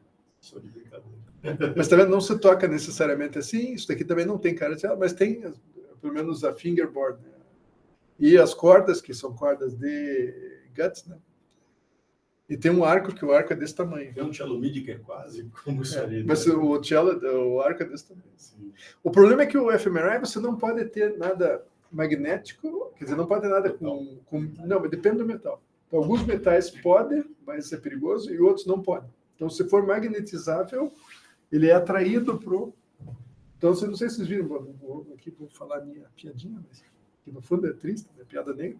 Vocês viram isso um ano e meio atrás, né? Teve um cara que foi fazer um exame que entrou com uma arma. E tem um protocolo muito rígido, não pode nada, não pode entrar com chave, telefone, celular. Perguntaram, o cara disse que não tinha, entrou com a arma disparou, o cara morreu. Tá. E acontece mesmo. Foi Sabe? Texas, foi onde? Aqui. no Texas. Aqui no Texas. E com pessoas menos, talvez, a pessoa não está, nesse caso, não sei, mas a pessoa entra com o negócio e esqueceu, que é gravíssimo, sabe? Pode matar alguém, pode... Outros metais, por exemplo, podem criar loops de corrente, né? E esquentar, por exemplo, queimar a pessoa. Bom, e também não pode, é importante que o instrumento que seja feito não pode chegar e atrapalhar a medida. Então, por exemplo, a cabeça ali não pode ficar mexendo. Então não dá para ficar fazendo isso no cello. Quando está tocando, então tem que fazer o experimento com uma certa coisa. O arco não pode ser muito grande, senão ele bate no bom, etc. Então tem várias limitações. Aqui tem um vídeo, se vocês quiserem ver, tem um vídeo de 5 minutos lá que fala de um monte de coisa. E aqui tem só um pedacinho.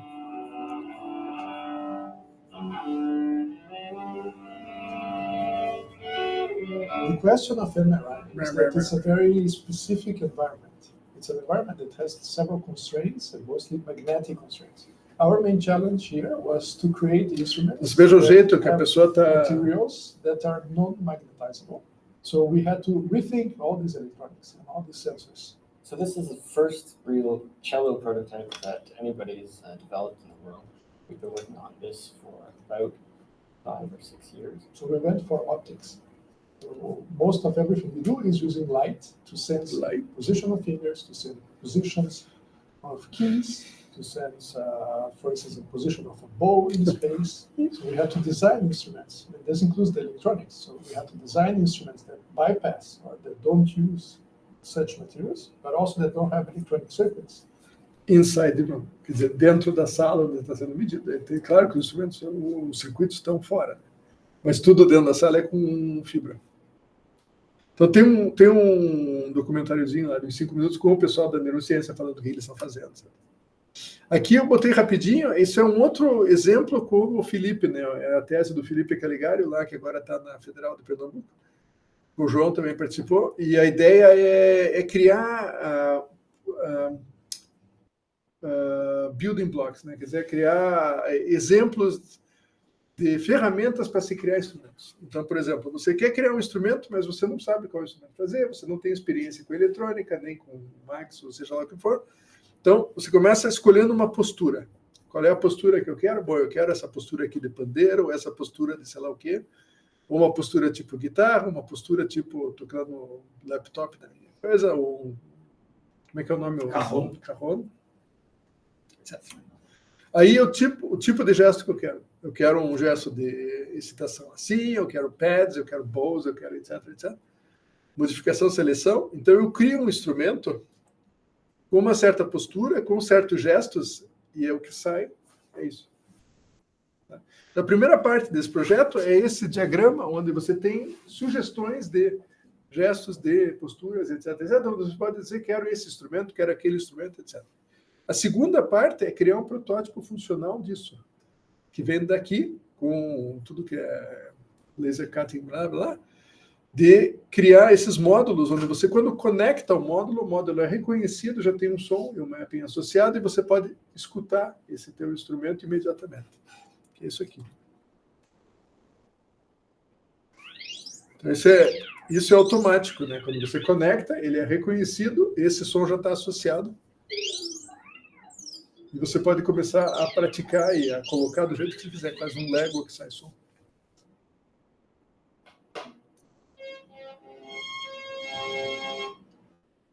Aí um de modificação, por exemplo. Eles modificam uns aos outros ou são instrumentos independentes?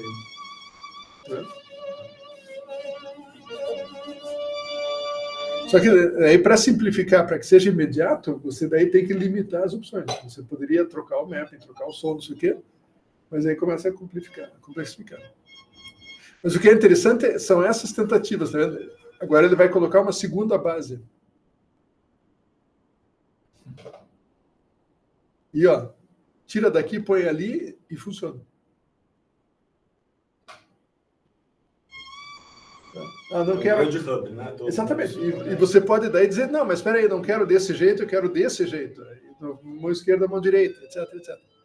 E foi daí que veio essa ideia, justamente que ele estava criando esses instrumentos, e um dos estudantes que estava lá era um cara que está fazendo doutorado em neurociência, que passou um tempo lá do Rio Grande do Sul. E ele era canhoto. E ele quis testar o instrumento e disse, não, mas agora eu preciso do botão do outro lado. Então, bom, então eu vou fazer furo do outro lado para botar o botão, tirar daqui e pôr ali. E daí que veio essa ideia dele. Simplesmente tirar e depois colocar.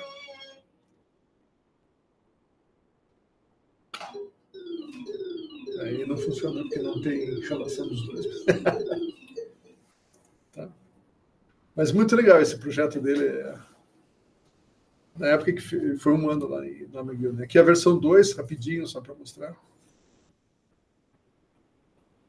Que daí a gente passou para tudo 3D print, né?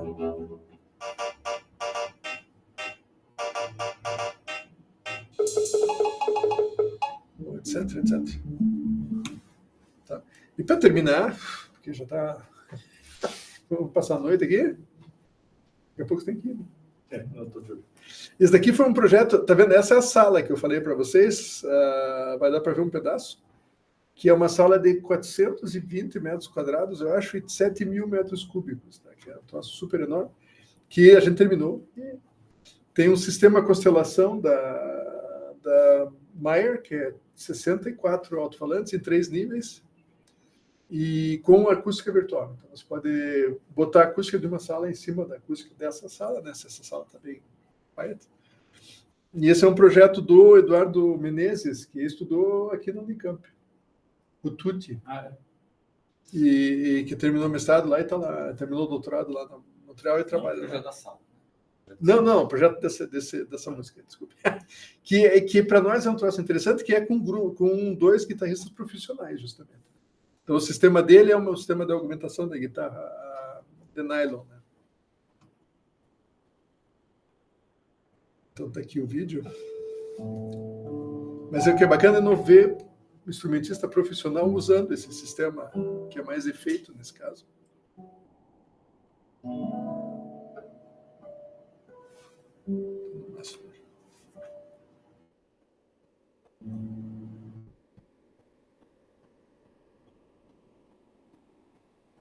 Depois é uma posição da guitarra, etc, etc. Tá vendo o ultrassom?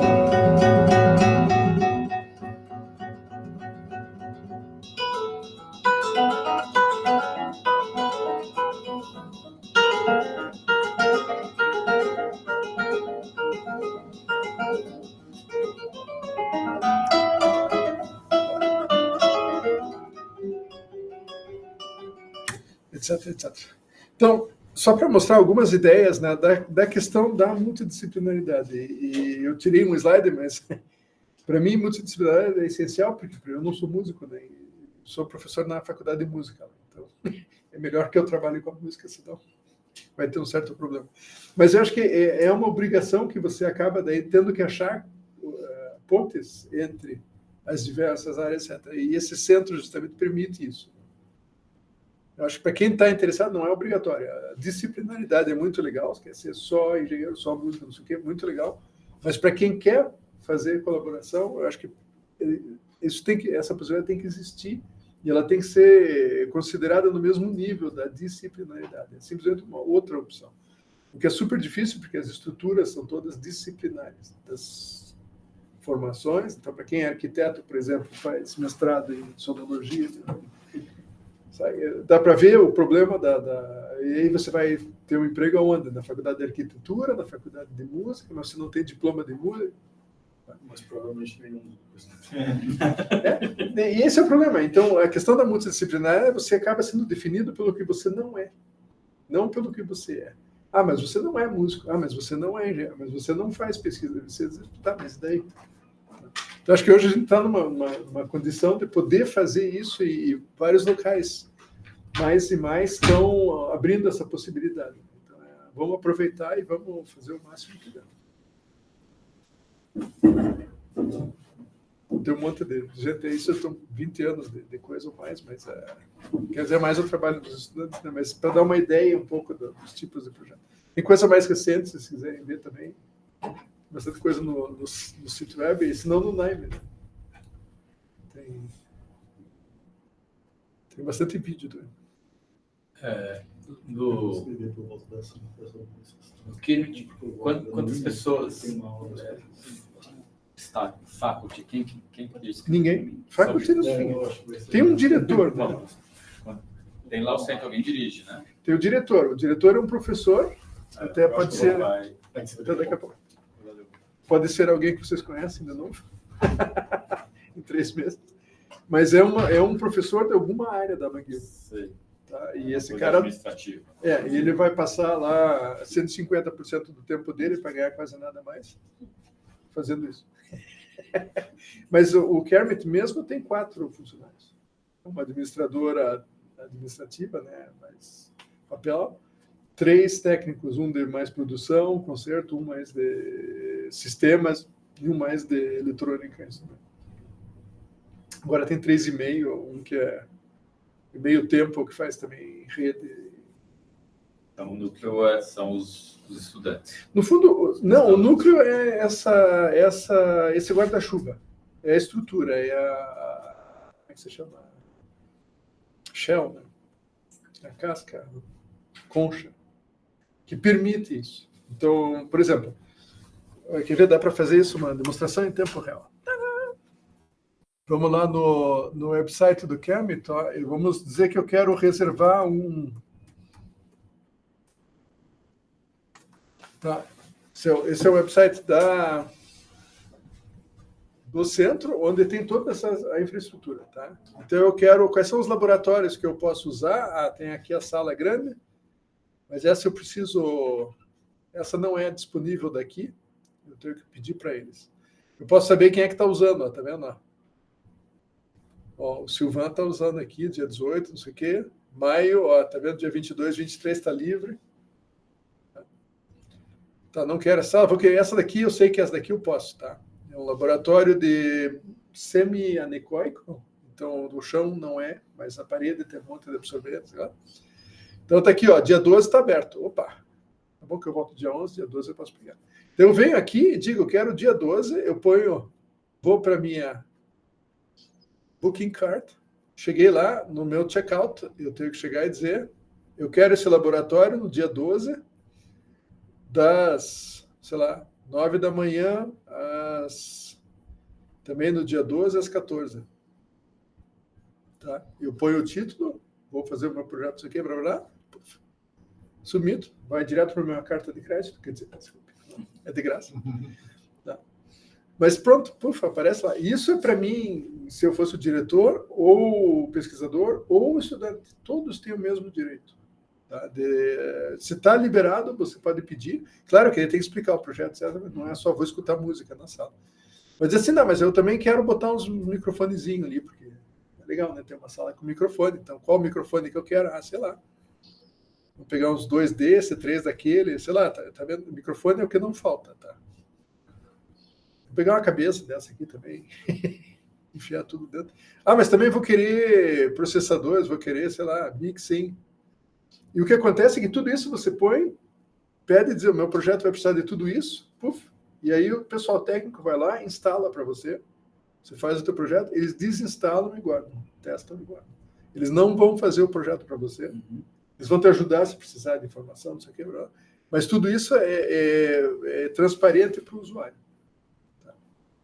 Quero também equipamento de vídeo, quero, sei lá, instrumento musical, não tem grande coisa. Biosinais. Biosinais. Sensor de músculo, de tensão muscular, oculograma, né, eletrocardiograma.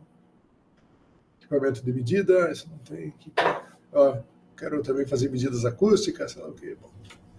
Mas tudo isso você tem disponível para todos, isso que é legal do centro. Você tem EEG disponível lá também? Tem. Não tem muito no Kermit, isso é mais o Brahms, né, que é um centro associado. Então tem alguma coisa de EEG, eu não me lembro mais qual que é. Tá vendo aqui, ó, MacBrain, blá blá. Mas é mais o pessoal do Brahms que a gente colabora bastante. Eu até sou associado aos dois, né? Mas lá eles têm bem mais coisa. A gente é mais muscular, né? Tá vendo? Isso vale para os estudantes do departamento de música em geral. Não, qualquer pessoa Que numa seja das associado, universidades né? do Quebec, desde que seja sponsorizado. Você fala isso? Tudo bem. Como é que você, quando Fala isso em eu português. justifico, como é que é? Financiado. Suportado, É. normalmente não se fala isso. Apoiado. Apoiado, talvez. Então, eu, por exemplo, tenho estudante que trabalha em outra universidade. Tá? E eu digo, não, eu apoio esse estudante, ele pode usar, depois vem na minha conta. No fundo, não tem nenhum pagamento, mas eles vão dizer, olha, tá vendo, você usou tanto por cento, isso aqui a gente está monitorando, né? Mas não precisa ser estudante da música, nem meus estudantes. Eu posso apoiar quem eu quiser. Mas tem que ser lá de Montreal, né? Ou visitante. Se alguém estiver visitando, o João, por exemplo, agora está estudante, membro do Kermit, sou eu que apoio, né? Ele vai lá, e isso pode acontecer justamente quando eu chego aqui, vou lá no meu kart, lá, no meu carrinho atrás da compras, eu chego e digo, olha, o João ele vai estar participando, então a carta de acesso, né, o cartão de acesso dele fica autorizado para aquele momento, naquela sala, etc, etc. Então tudo é automatizado, né? É muito legal isso. Prototipagem, tem uma impressora 3D, laser. Tá vendo? Haptics. 6 graus de liberdade.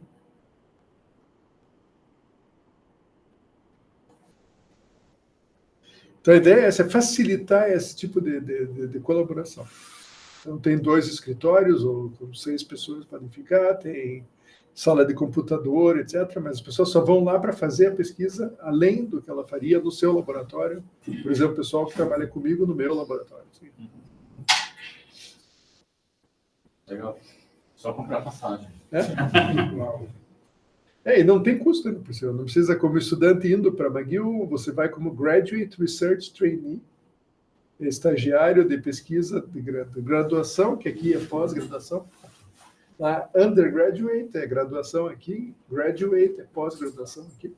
Então, se você está registrado como mestrado ou doutorado em qualquer lugar do mundo, né, você pode vir entre alguns dias e 1 ano, até em descontinuidade, pode vir 3 meses, né, até 1 ano, como Graduate Research Trainee ou Undergraduate Research Trainee, fazer um pedaço do teu doutorado sanduíche. Tá? E você tendo financiamento, etc., super fácil. E lá na McGill não paga nada. E só para... Tem bastante gente que está na pós, alguns já saíram, alguns vão tá? Mas acabou de sair a chamada para CAPES, não sei se vocês sabem, que é doutorado no exterior, que é uma bolsa menos competitiva, que é interna, o programa que recebe a bolsa, né? A bolsa de 1 ano, que às vezes a gente divide em 2 bolsas de 6 meses, às vezes depende da demanda. Fiquem atentos. Acabou de sair hoje. Eu, na minha época, eu venderia o rim de alguém para fazer um troço desse. Na época não tinha essas coisas. Não tinha, e na época não tinha essa coisa assim, que a facilidade, mas eu posso ver na internet. Não, mas interno. Não tinha... Não, mas essas bolsas internas não existiam. É tudo aqueles negócios enormes que você não sabia quando que ia, não ia. Aí esses programas PRINT, né? Eu não sei se vocês têm na USP, mas as universidades federais têm o PRINT, né? Que é dinheiro que a CAPES deu para a universidade que decide quem que ela manda, quando que ela manda, por quanto tempo. Só não vai, literalmente, que não quer. Né? Eu acho genial. Até para ver, olha, vocês não você conhece. O Fausto Borém é professor de contrabaixo na Federal de Minas, tá? Ele está lá 1 ano. Chegou em novembro e vai embora em setembro. Sabe? Então, estamos trabalhando junto, análise das peças dele, não sei o que vai dar. E ele teve um problema lá de sinusite, não sei o que, teve que ir no hospital, roubaram o telefone dele no hospital. E ele assim, nunca achei que isso ia acontecer no Canadá. Eu falei, tá vendo? As pessoas acham que lá fora tudo funciona, tudo bacana. E não, tem coisa que não funciona, tem coisa que é tão ruim e tem coisa que é bem melhor. Mas eu acho que saindo é que você percebe o que você está perdendo, né? Aquela história, alguém fala italiano aqui? Ótimo, porque eu também não sei se está... que diz, tem um ditado italiano que eu não sei mais como é que você fala, mas que diz, quando você deixa uma estrada e pega uma próxima, uma outra estrada, você não sabe o que vai encontrar, mas você sabe o que largou. Isso é essencial. Acho que indo para lá e passando um tempo, 6 meses, eu acho que é um bom momento. 1 ano talvez seja demais, depende da pesquisa. 3 é muito curto. Mas 6 meses você tem essa possibilidade de ver o que realmente funciona, o que a gente pode melhorar aqui e o que aqui funciona melhor que não. E tem um monte de coisa. É que como a gente está muito num certo lugar, a gente tem essa visão muito crítica desse lugar. Mas pô, cada vez que eu venho aqui no USP, eu fico lá, que legal. Vamos fazer reunião lá no restaurante. Depois a gente conversa sobre o muito legal. Mas, de novo, portas abertas, né? Só tem que ter um certo período de inscrição, ter um troço burocrático. Mas eu acho que já vi, acho que mais uns, sinceramente, não sei se estou exagerando, mais de 20 brasileiros. Eu estou insistindo nisso porque o Marcelo, particularmente, tem tido essa política de receber estrangeiros e particularmente brasileiros, né? As 2 vezes que eu estive lá, tinha um grupo grande de brasileiros aqui, sempre fazendo trabalhos. Né? E acho que essa conexão não é o que resolve, mas já é metade do caminho andado. Você vai para um lugar que você sabe que alguém vai te receber. E isso é complicado. E é de graça, né? Não é, são todos os países que você consegue. E quantos exemplos de gente que foram para fora fazer doutorado inteiro, não sei o quê, e chegaram lá, não era o que estavam esperando e não terminaram. E, putz, não sei quantos eu conheço.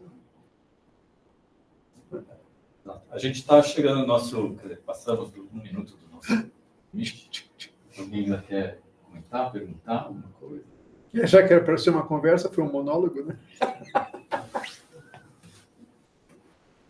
Reações? Críticas, comentários. Eu posso fazer uma pergunta, Marcelo? Você estava falando, enfim, as coisas que você falou, mas a minha pesquisa passou do doutorado no INE aí, né, com o Marcelo.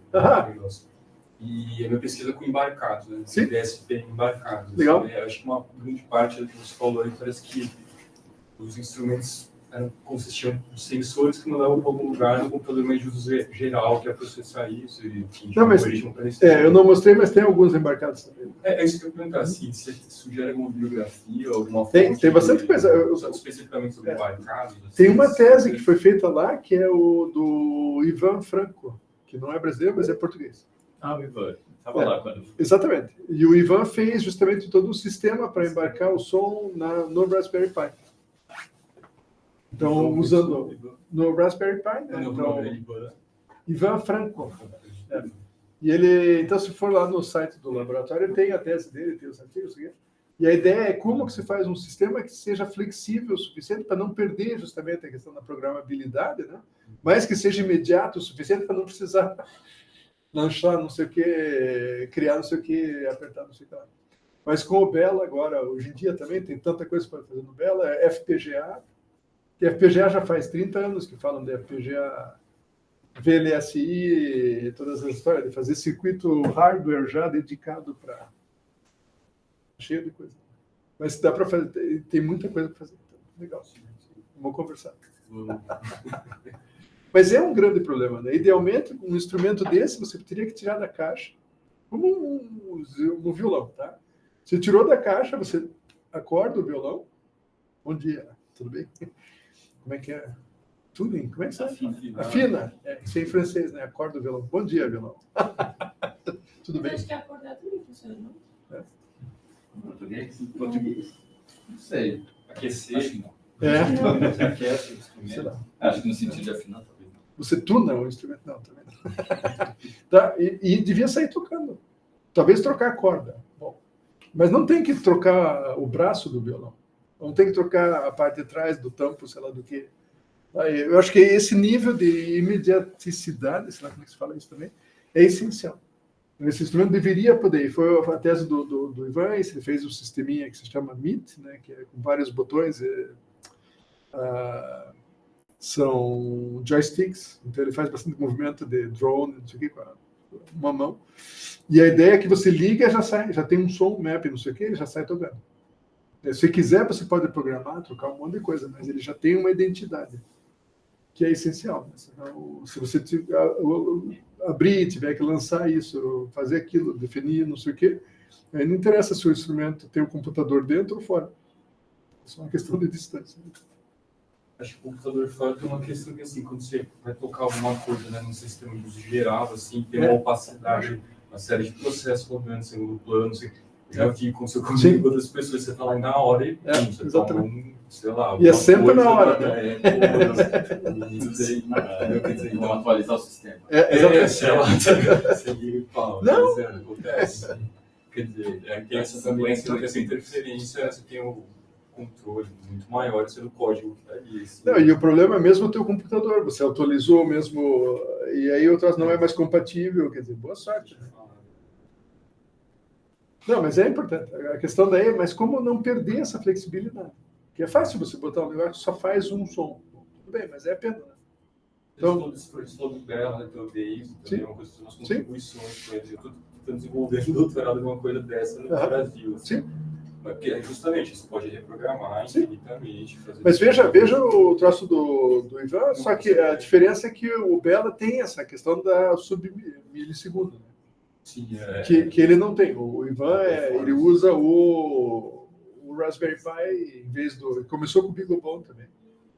Ele usa o Raspberry Pi, tem a latência lá, sei lá, 10, 15, não sei quanto é que é, milissegundos. Mas senão a ideia da programação e da flexibilidade, da imediaticidade, que é importante.